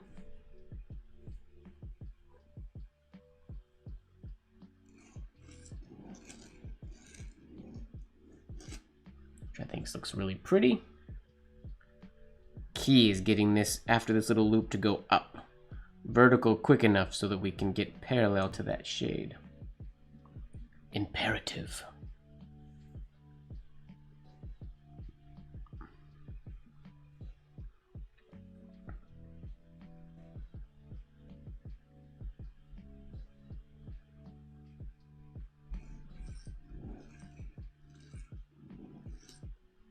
Whoops. That's a Y. Oopsies. Or a U.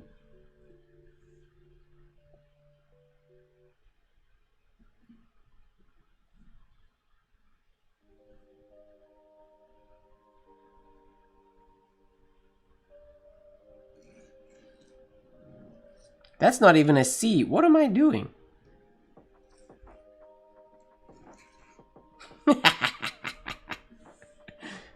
Wake up, Mike. Wake up.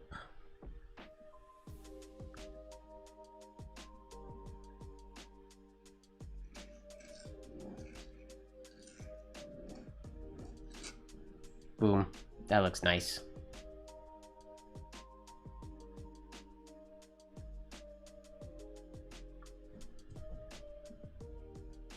I wonder if I were to do something like this. Curious here. This might not work. Put it in the comments below how many times I say the term, this might not work in this live stream. It's gonna be a large number.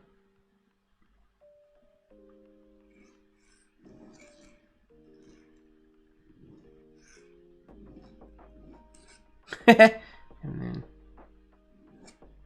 yeah. Okay, let me try that again.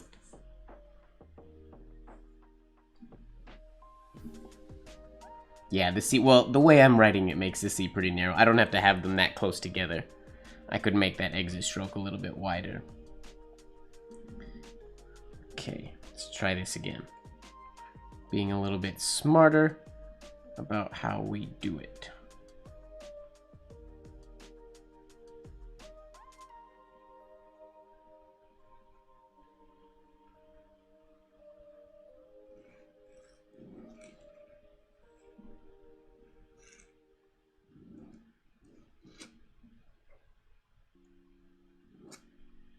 Is that a never before seen? CP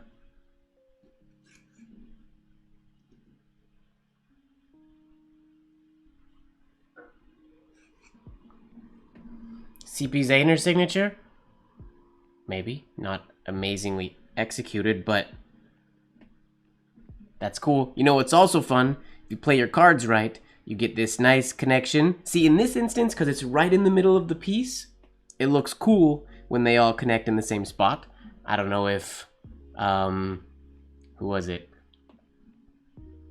DC 430? 432? Can't remember the number. NC, CN, I can't remember the username. D something, DNDC. I apologize. I don't remember the full username. But ask that. But there's that. And then also, if I didn't do it in this time, but I could thread this little loop with that P oval. Potentially. I am going to try.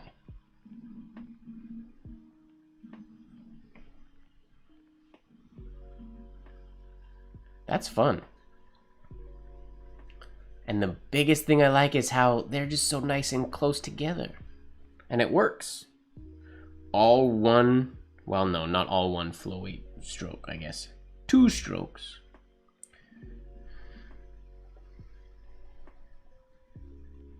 Oh! And I'm now seeing as well too, the exit stroke of the C could bisect the little oval of the Z if we didn't make it quite so close together, which could be pretty cool. Ooh, this nib is dirty.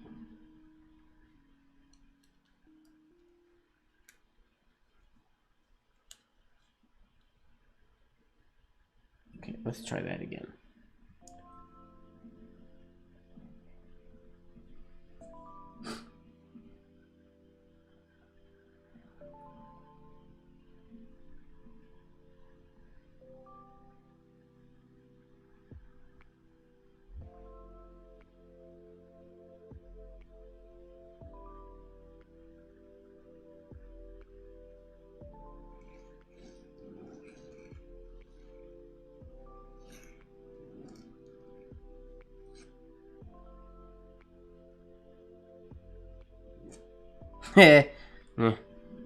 Not as good.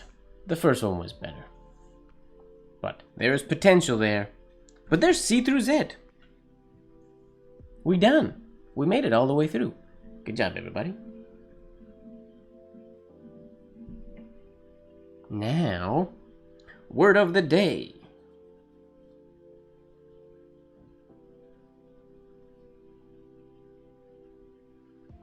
Hody, you did your word of the day so fast. We got through our connections quick today as well. All right, we'll put this to the side. What is it? Today's word of the day is, let's see, refresh.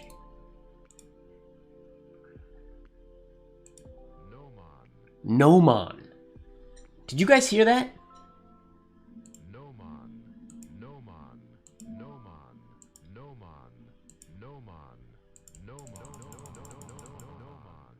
Do you guys hear that? Or is that just in my own head? Oh, in theory, you guys heard it. I think you guys heard it. You should hear it. If you didn't hear it, let me know. Okay, I need paper. Let's get some practice paper first. And rock out some practice G's. You can hear it. Okay, cool. Nice. You guys heard it. That's good.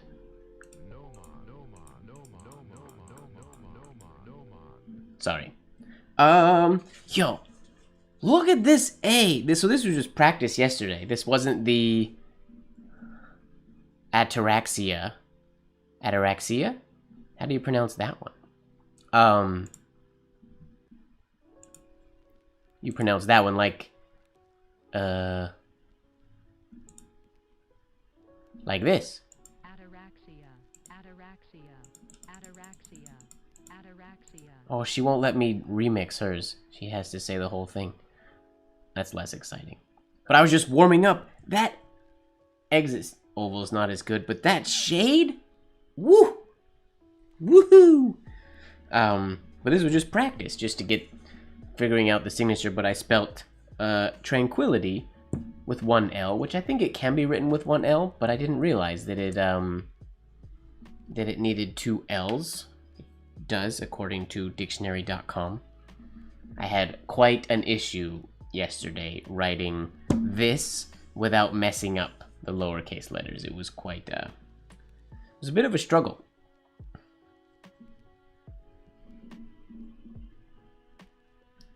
Because the first time was so good.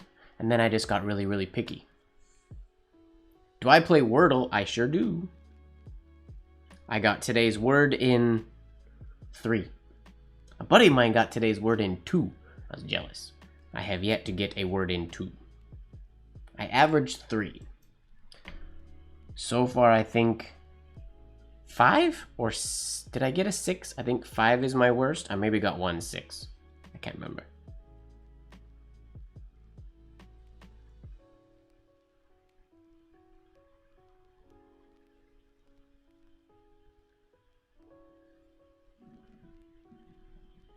Okay, let's flip this over and get warmed up. For the capital G, for gnomon.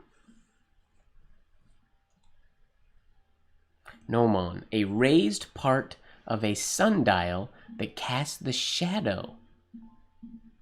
I did not know that. Learned something new today, ladies and gentlemen, right on. I love learning new things. All right, simple standard G.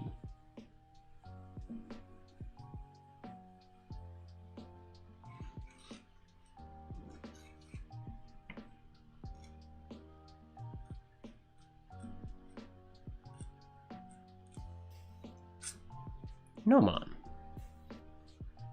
That will work. Let's get the spacing idea for this definition.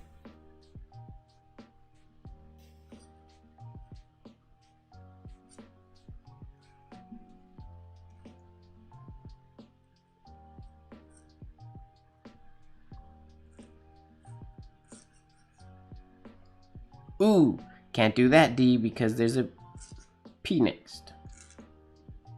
It's gonna be hard to not let my habit take over. Large part of...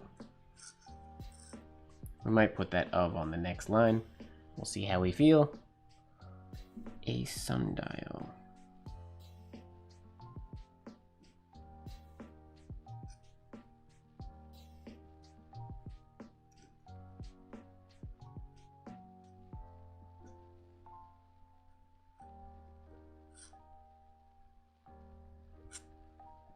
Of a sundial that casts the shadow.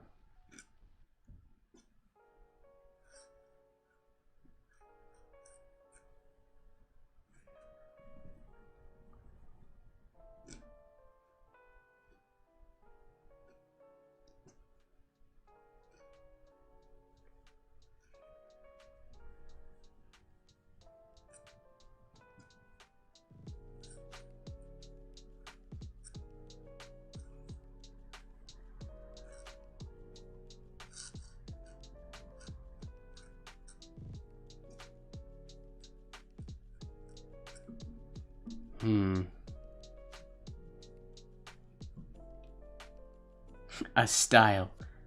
I want a shirt that has a gnomon on it, that has a sundial on it, and the gnomon will be larger than the sundial, and it'll be, you know, or like, wait, something, I gotta think of a cool little phrase to do with sundial style, sundial style. Bad joke, basically, is what I'm going for. That requires a little more thought, though. A style.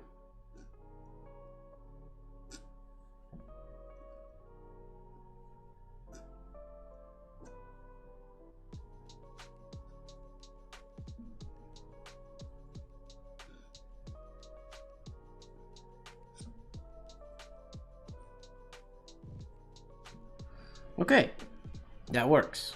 That is not the one that's going to be posted because that is practice.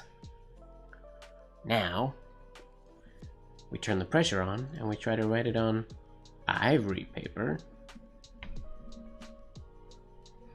But before we do that, I'm going to give this nib a wee bit of a treatment because these hairlines aren't too... They're good, but they could be better. So I'm going to grab my trusty nail file, my mug of tea,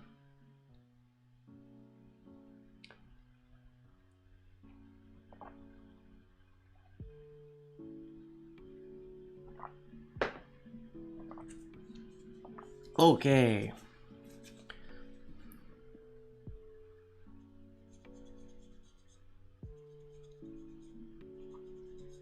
So a lot of what ends up happening here with the nib, I'm not really even shaping it that much. I feel like I'm just kind of cleaning it.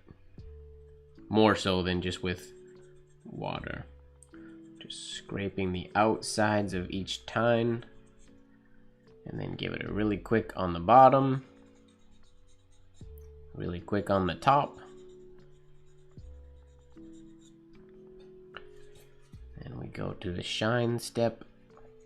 Give it a really quick burnish. Very, very quick like. Grab. This is probably unnecessary, but I'm gonna do it anyways. Grab this little sheet. I guess I wasn't really in camera for any of that. Give this a really quick smooth. Even though it probably doesn't really need it.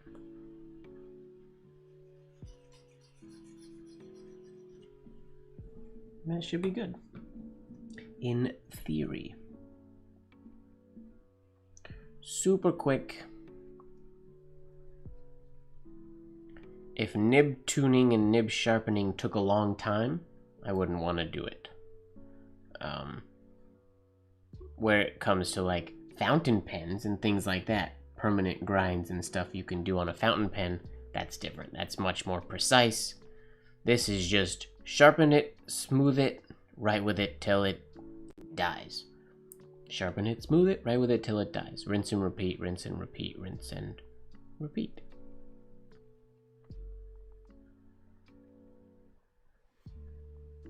Alright. Give it a look, but that should be good. Hopefully I didn't make it worse. Cross your fingers. This song is very mellow.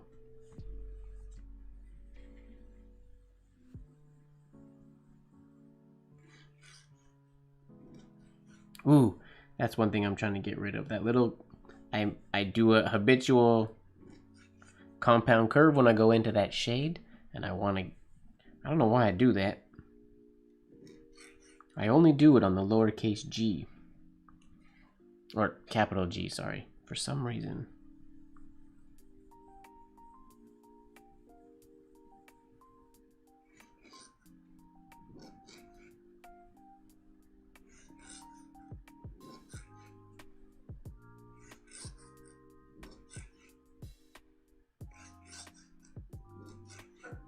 You can see it there on each one. That little curve before.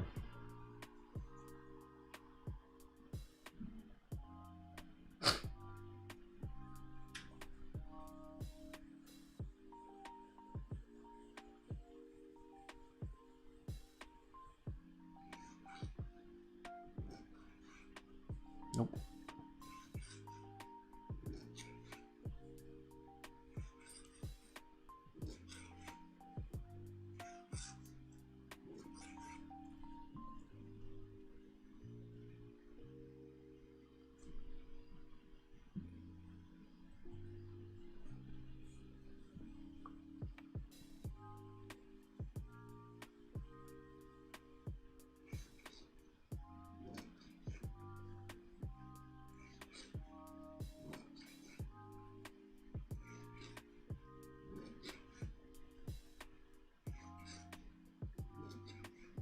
Too small, that little last oval. Too tiny.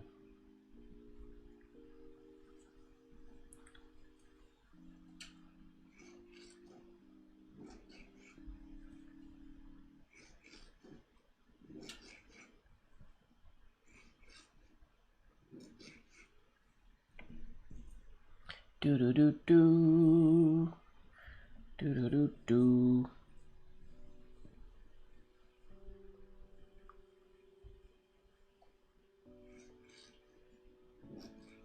That's too wide, I guess.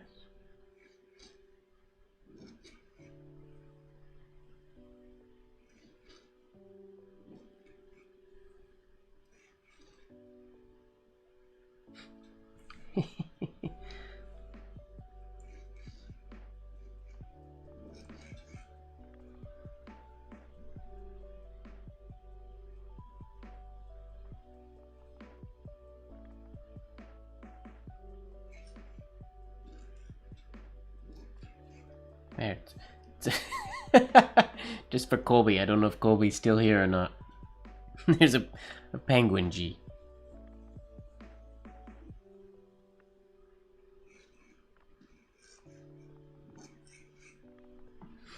Doesn't look as much like a penguin as the L did, but... Alright, shall we write this thing?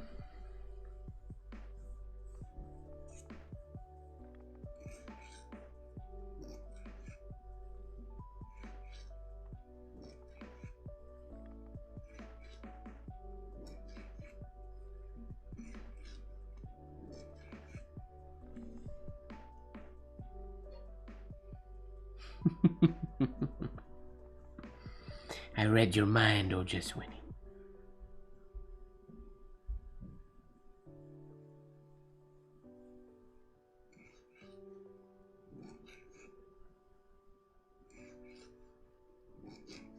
There we go. That's what we want. We want to put an accent shade on the horizontal oval or on the top loop. Or nowhere at all. I don't need an accent shade. maybe nowhere.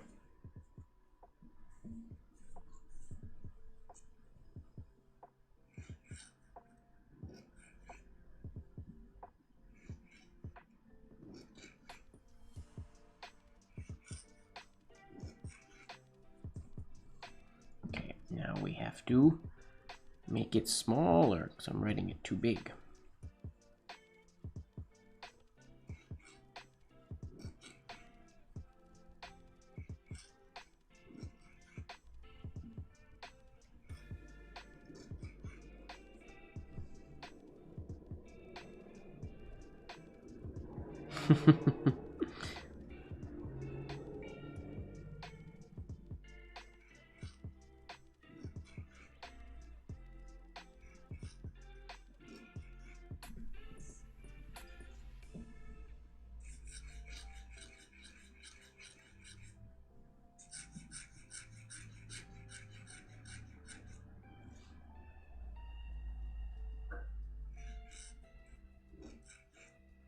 Right. Let's try, shall we?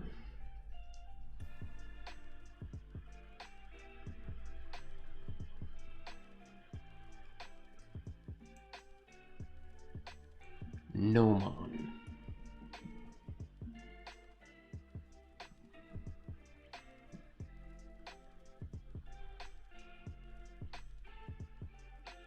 Definitely didn't know this word, but how often do you hear the anatomy of a sundial get talked about? Not very often.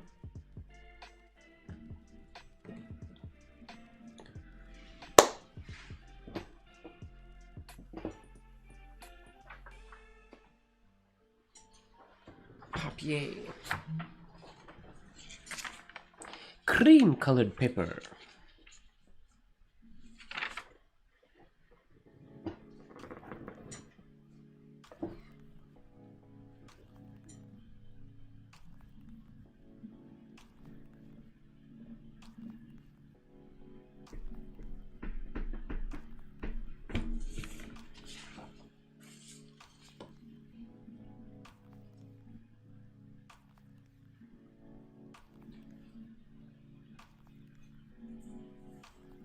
The sticky-uppy bit.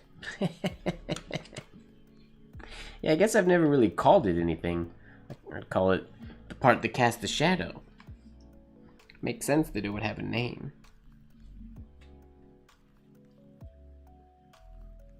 Okay.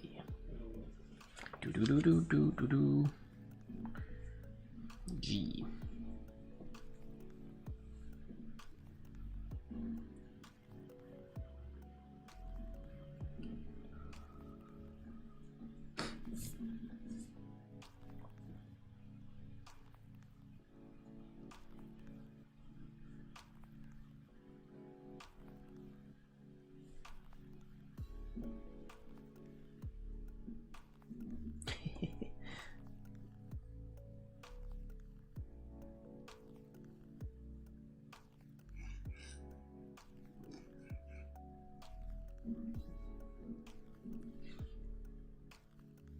Not the smoothest shade.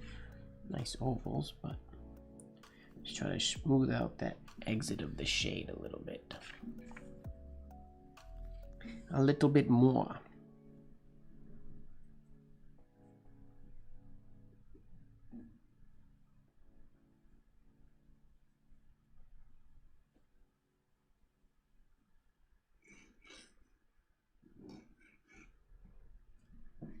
Sure.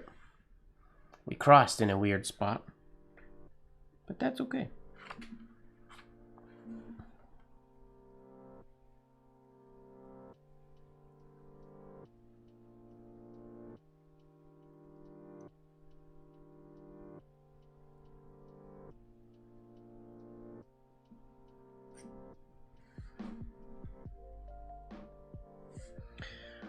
Gnomon.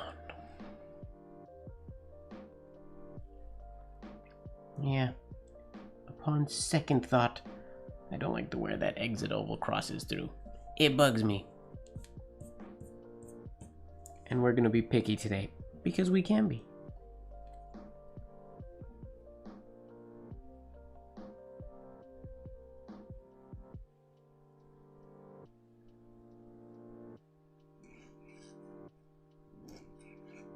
Ugly shade.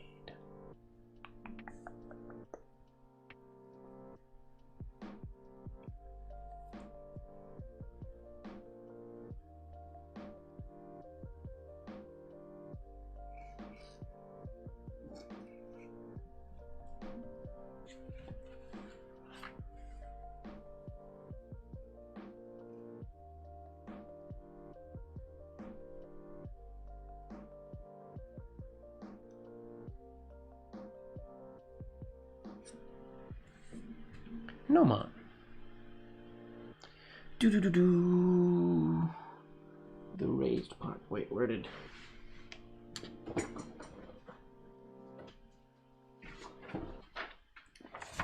Do do do do do do. The raised part. Yeah, I'm gonna do it that way. Of a sundial vat.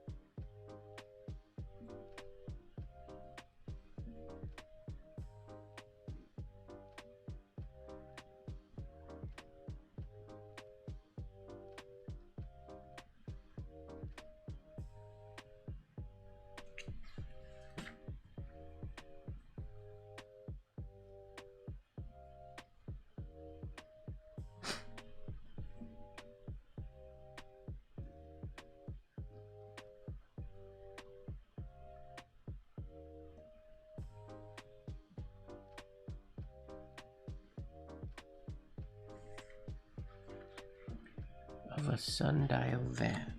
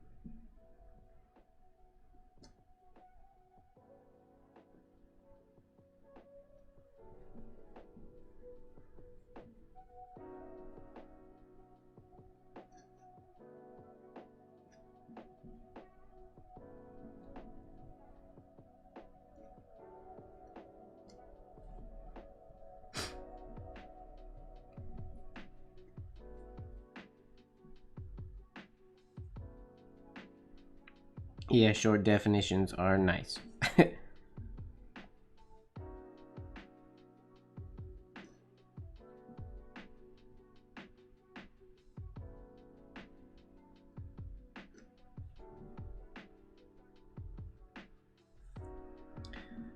That casts the shadow.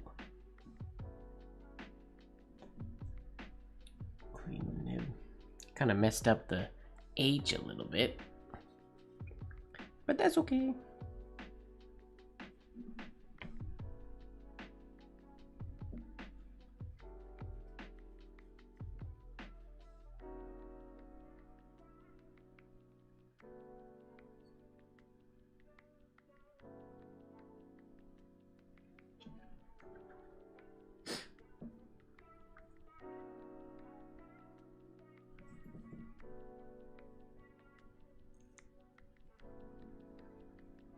Casts the shadow.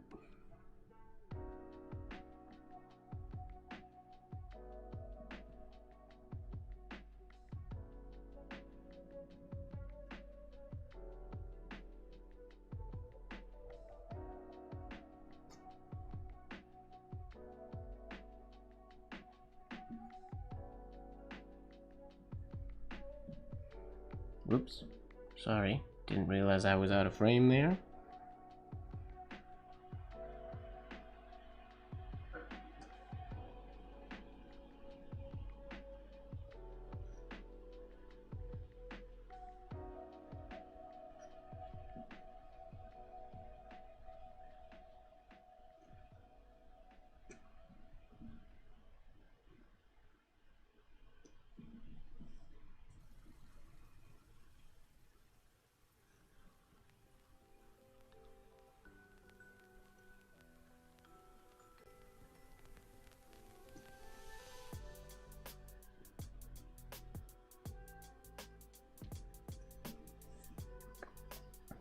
Cast the shadow. Semicolon. A style.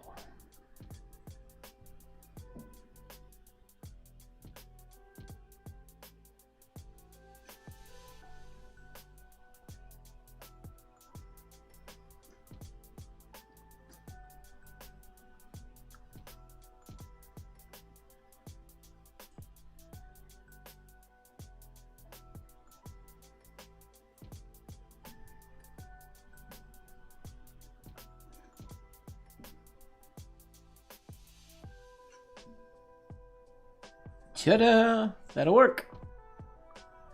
Not perfect, but that's okay. Things don't have to be perfect to be beautiful.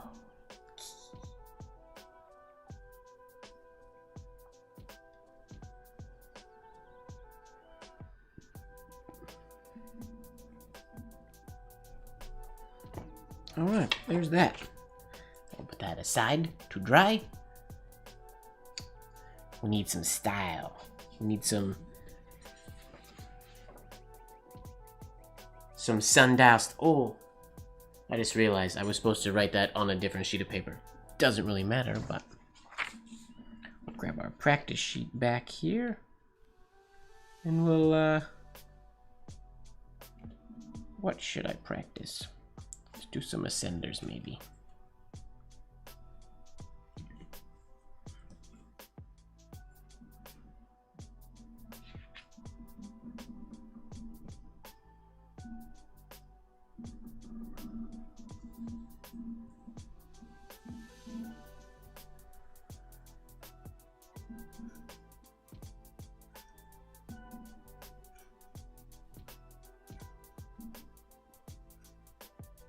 Oh, I could have done that. I guess I could have written style like this. Could have been really nice. If I did the Y.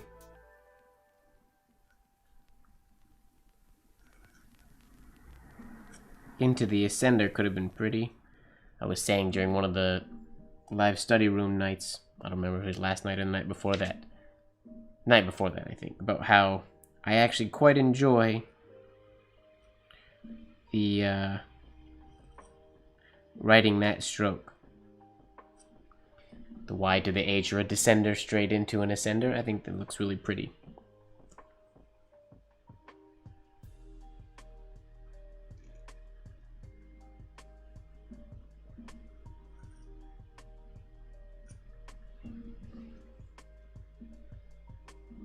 I don't think there's any words in English that have a Y and a B. Is there? Maybe some kind of berry? A berry.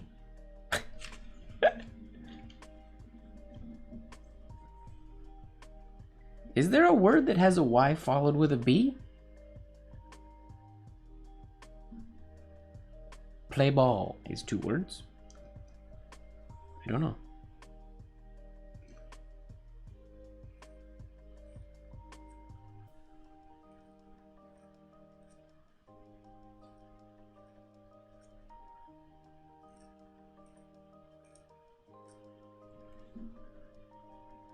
Oh. Maybe there is a word that has a... Yeah, that... Wow.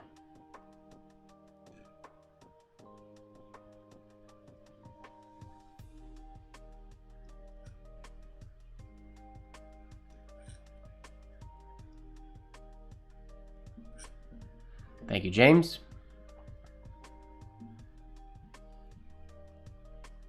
And Skeet? Maybe.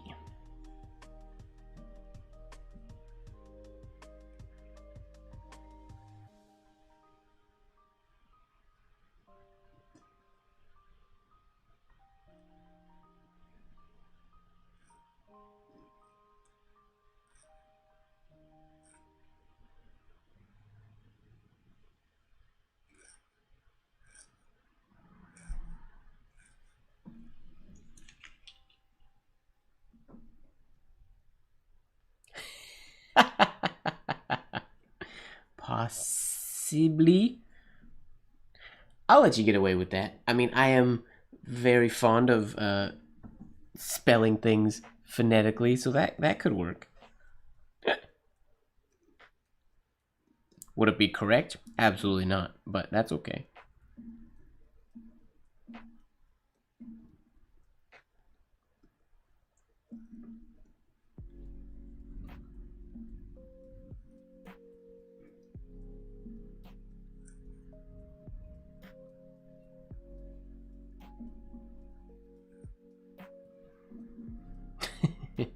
Sibley.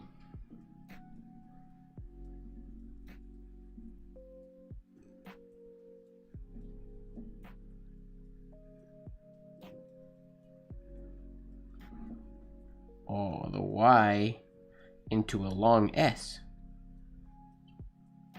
Does anybody use the long S? Do you guys use the long S? I never use it, but there's some capital variations of it that I think are really, I mean, they're not long S's, they're just capital S's that go quite long. They're really cool.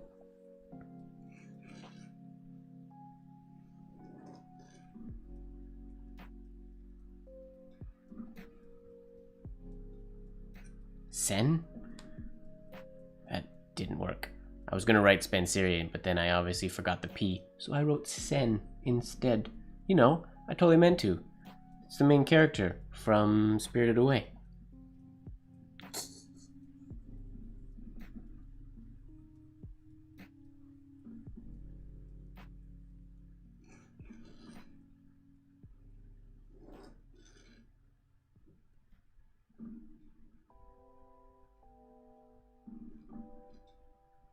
I feel like that's not how they do it, though.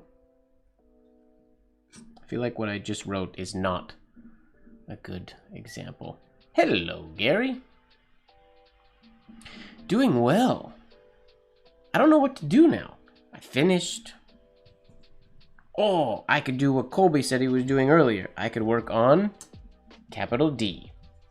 So I'm writing the word dear because it's International Correspondence Writing Month, and I will be writing letters. Starting probably tomorrow, because I have to write a thank you letter for a blotter order tomorrow. Numbers. I never write numbers because I don't use a lot of movement. I do my numbers pretty slowly. So they're never anything really exciting to watch.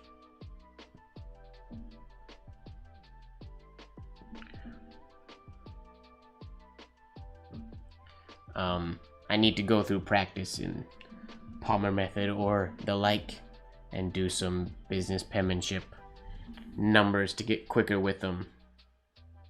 I don't have very good numbers. I don't have to write numbers very often. But I am going to work on the capital D for a little bit.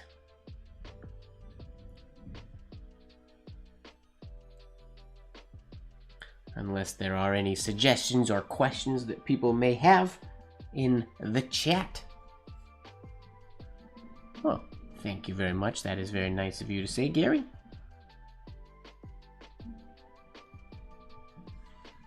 All right, capital D. Oh wait, what was that D? That Nick. Oh, I'm letting ink dry on my nib right now. Nick posted or tagged me in a letter that had a really nice capital D. Okay. I'm gonna try to do that one. It's a variation of the compound curve D, but the shade is way far away. How does he do? Okay. Large entry. Going into a big thing is making this smooth into the compound curve. To go flat. To come up quickly. To have a little loop. Wait, no, lied. This goes large. That's where the shade is. And it comes far below the baseline, comes up vertical to give me the little loop into a compound curve out of it. Okay.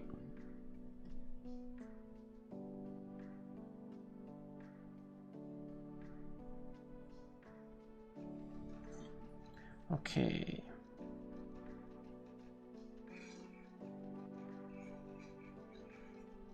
Oof.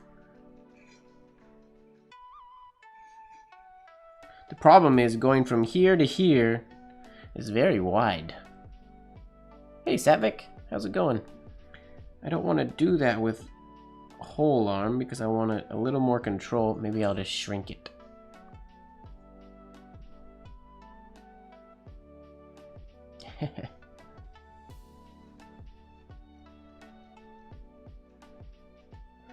I've just been omitting the deer entirely and just go straight into my location, Vancouver, BC, the date, into so-and-so, blah, blah, blah, blah, blah, letter follows. I don't even write dear anymore. I wrote to one person, not just a regular correspondence, to a friend, and I followed the old format of friend so-and-so, and it felt very, like it's polite, but it feels very not me. It feels way too formal. I would never say friend so-and-so, blah, blah, blah, blah, blah, so I shouldn't write that. That's too formal. I'm not that old school. I'm pretty old school, but not that old school.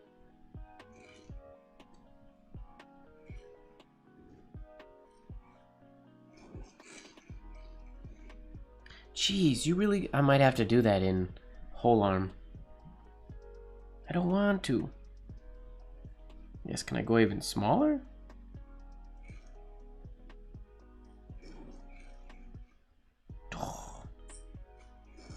Unless I lift my arm on that exit stroke.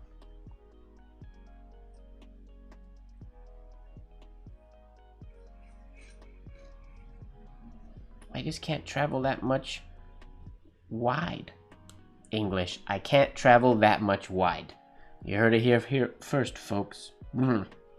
Can't speak. Can't speak. I know just what you're saying. Quakerish. Yeah. It's just a little too... I don't know.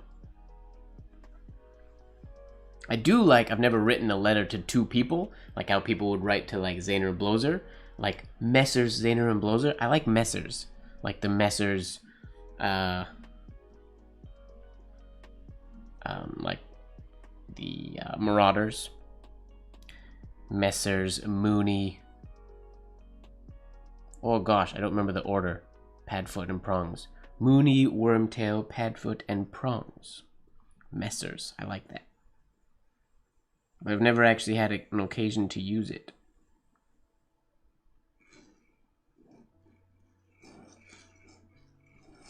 See, it's a pretty... That came out quite nice, actually. Whole arm. It's bigger than I would like. I need to scale it down now, but... Whole arm is just so smooth. So very smooth.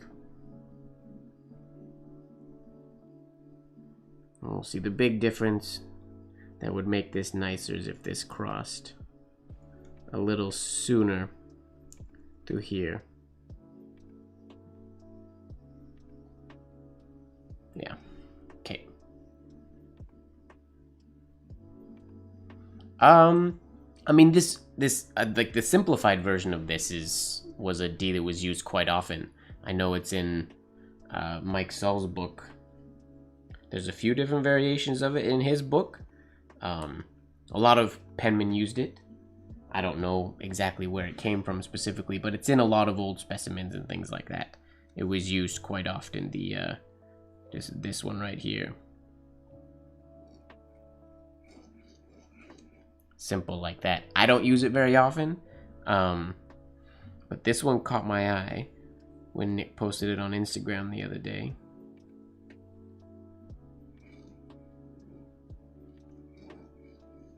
Whoops. Where is it supposed to go? This way. Whoopsies. Got lost.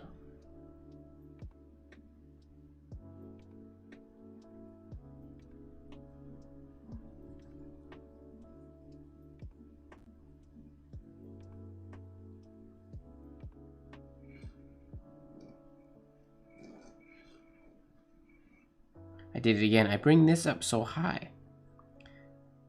Where is he fully cut? I mean, he travels farther to the left too, but...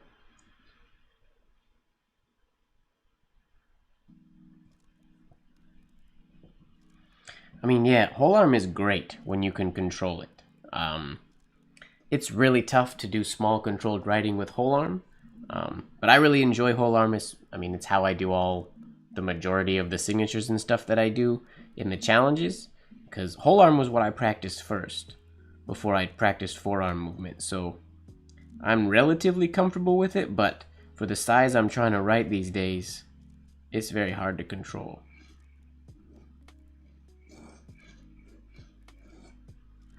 But you do have a lot of freedom. Nope.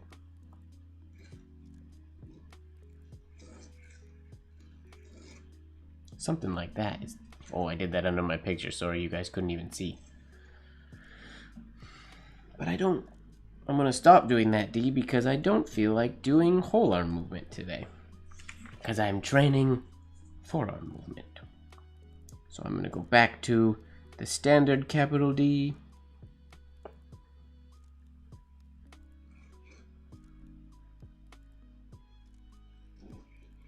Like so.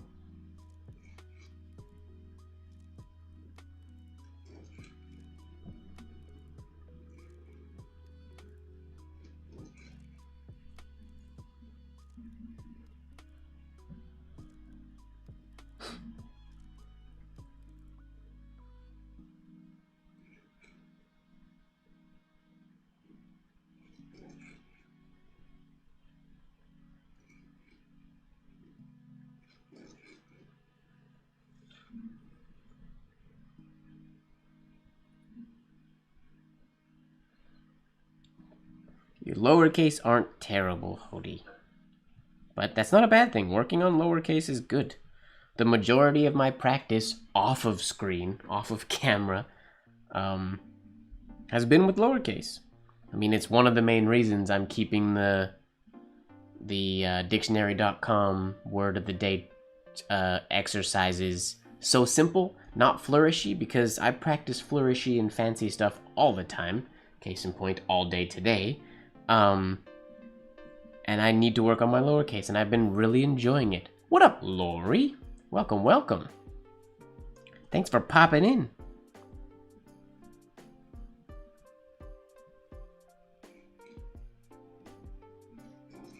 Whoa, too spaced out. Too spacey.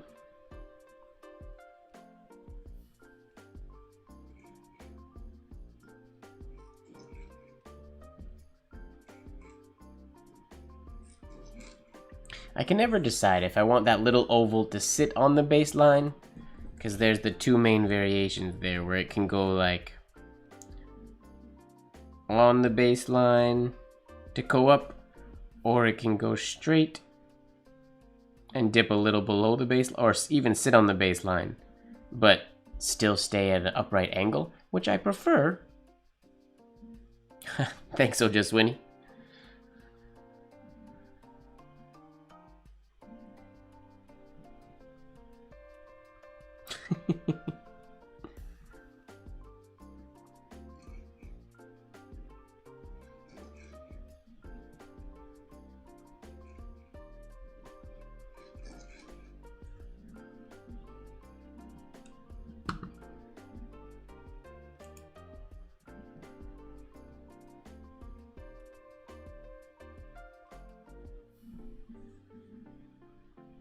My little oval usually dips down into the baseline a little bit. No worries, Lori. I thank you for popping in and saying hi before bedtime. I appreciate it.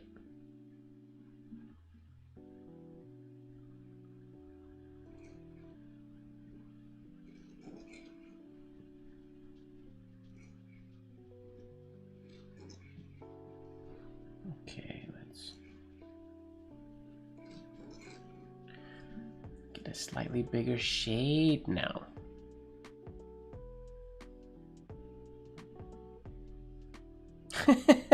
Long legs and a big belly.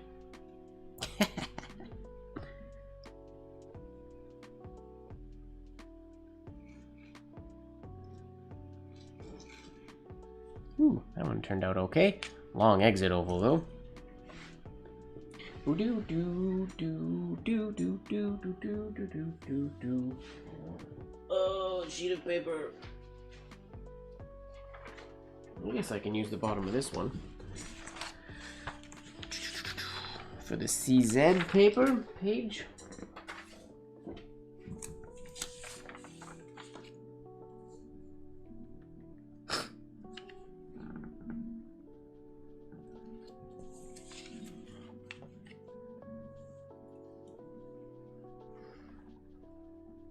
I feel like the D's are a lot of people's enemies.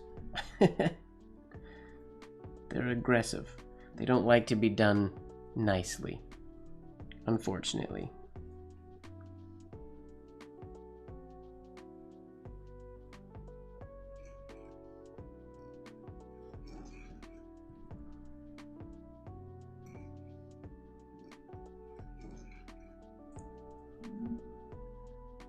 Okay, now we get a slightly bigger shade. Just for fun.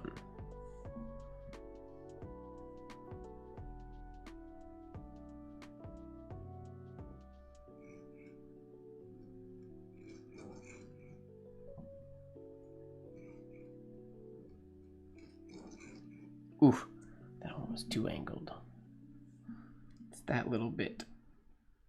I need to amputate off of the majority of my capital D's and capital O's that I can't seem to rein in all the time.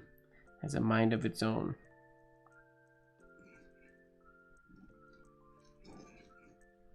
That's better. Tiny shade though.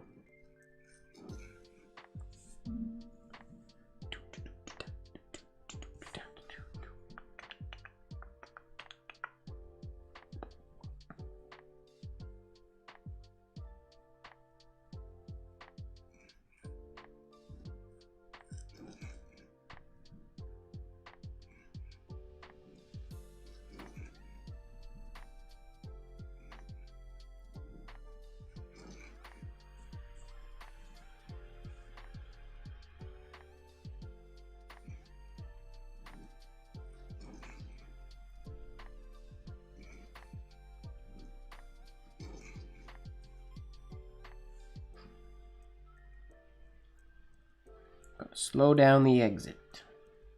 Getting excited. Yeah, that's better. Nope. Nope, nope, nope, nope, nope, nope, nope.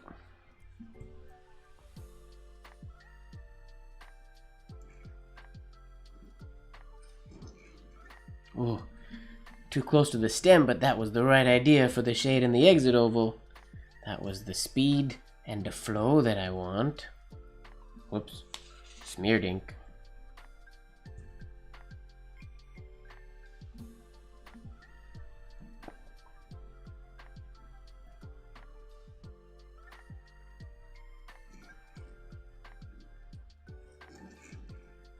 too low.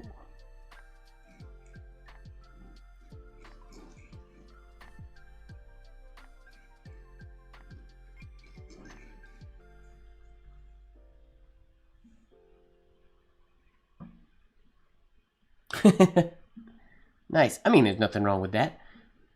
You know what you guys could totally do? I mean, I won't be there, but you guys could always be in the Discord room while this is happening. Potentially. Maybe, does that work?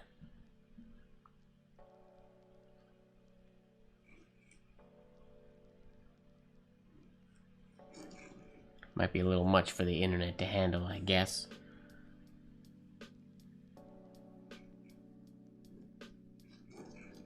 If anybody doesn't know, they're not official sessions, but basically every night between 10 and 11 Pacific Standard Time, Vancouver time, I usually jump in the 24-hour live study room on the Discord, which is just like a 24-hour Zoom call.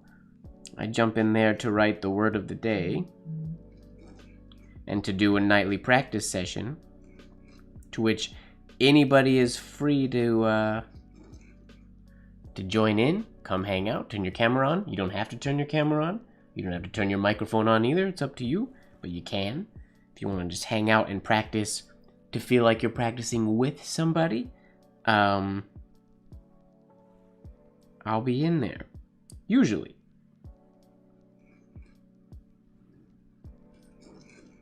Like I said, it's not a scheduled thing, so I won't always be in there. But I am I'm trying to write the word of the day every day, so I write it at night. So I figured I may as well turn my camera on.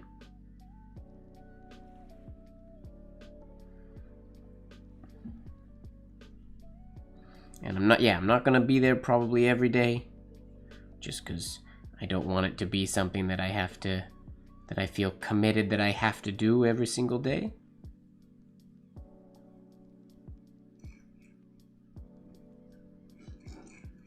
But just because I'm not there doesn't mean other people, you guys, can't jump in, turn your cameras on, hang out with each other. Up to you. But it can be a nice time. It's like a social.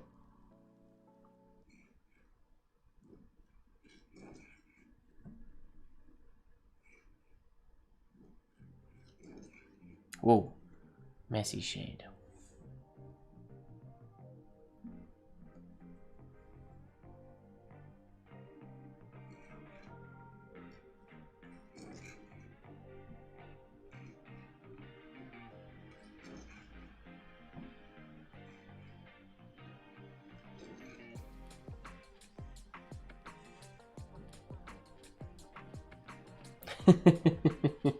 Sounds good, Mike. Thanks for hanging out. Have a good day at work. Don't work too hard. And we'll see you soon.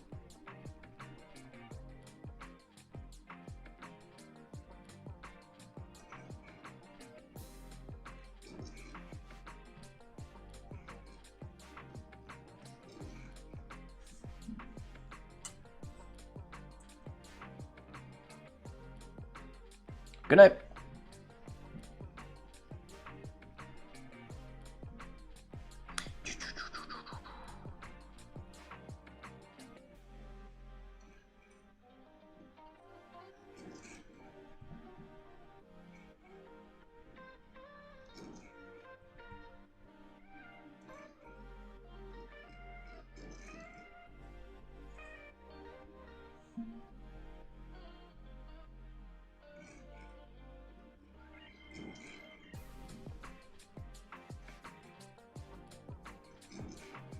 Yeah, big shades.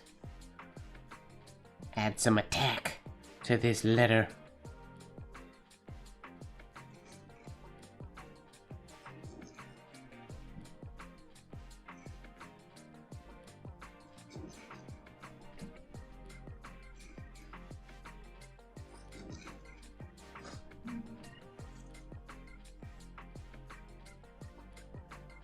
Haha, don't be delusional. Yeah. Not a bad idea. Have a wonderful evening, Marilyn. Sleep well. We'll see you soon. I think I'm gonna finish one more row of capital D's and then I'm gonna call it a night myself.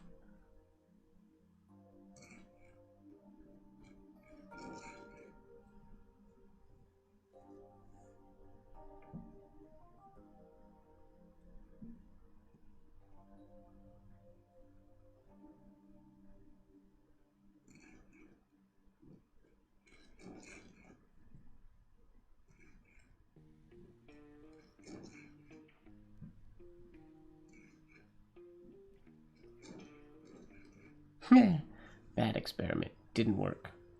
So early. It's not that early. I've been live for 3 hours already.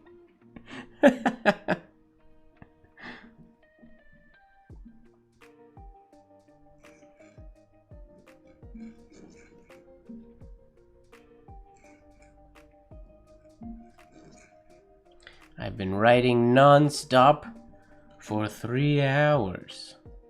So I'm gonna do this fancy D and whole arm movement, large, to finish out the night.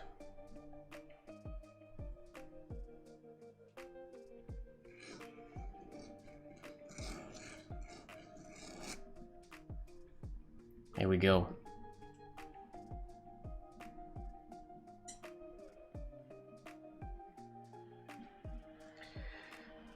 And on that note, ladies and gentlemen, I hope you all had a really good time today. Sorry. We're gonna call her quits there. We went through, I had a great time going through the C's. That was really fun. We went through them pretty quick. Did the C's, did our word of the day, and practiced some D's for NaCoWriMo. Again, if you don't know what NaCoWriMo is, this is the 10th anniversary of International Correspondence Writing Month, which just means that you try to write, you don't have to, but it's nice to try to write one letter or one piece of correspondence. Could be a postcard, could be a sticky note that you give to somebody at work, could be anything, doesn't have to be mailed. But you send some piece of correspondence every day for the entire month of February. So ideally, yeah, a letter a day or a piece of correspondence a day. I'm going to be participating this year. I'm going to be trying to write a whole lot of letters, and it should be a whole lot of fun. I'm going to start tomorrow. I didn't write letters today, but tomorrow we will get things popping. So yeah, thanks a lot, everybody, for hanging out. It was had a good session today. I felt really good about it. Yeah, hope that you are falling in love with the process being this wonderful world that we're of stuff that we're working on every week. And don't forget, ladies and gentlemen, that life should be just a bit of silliness, really. Good night, everybody. I'll see you soon. End broadcast.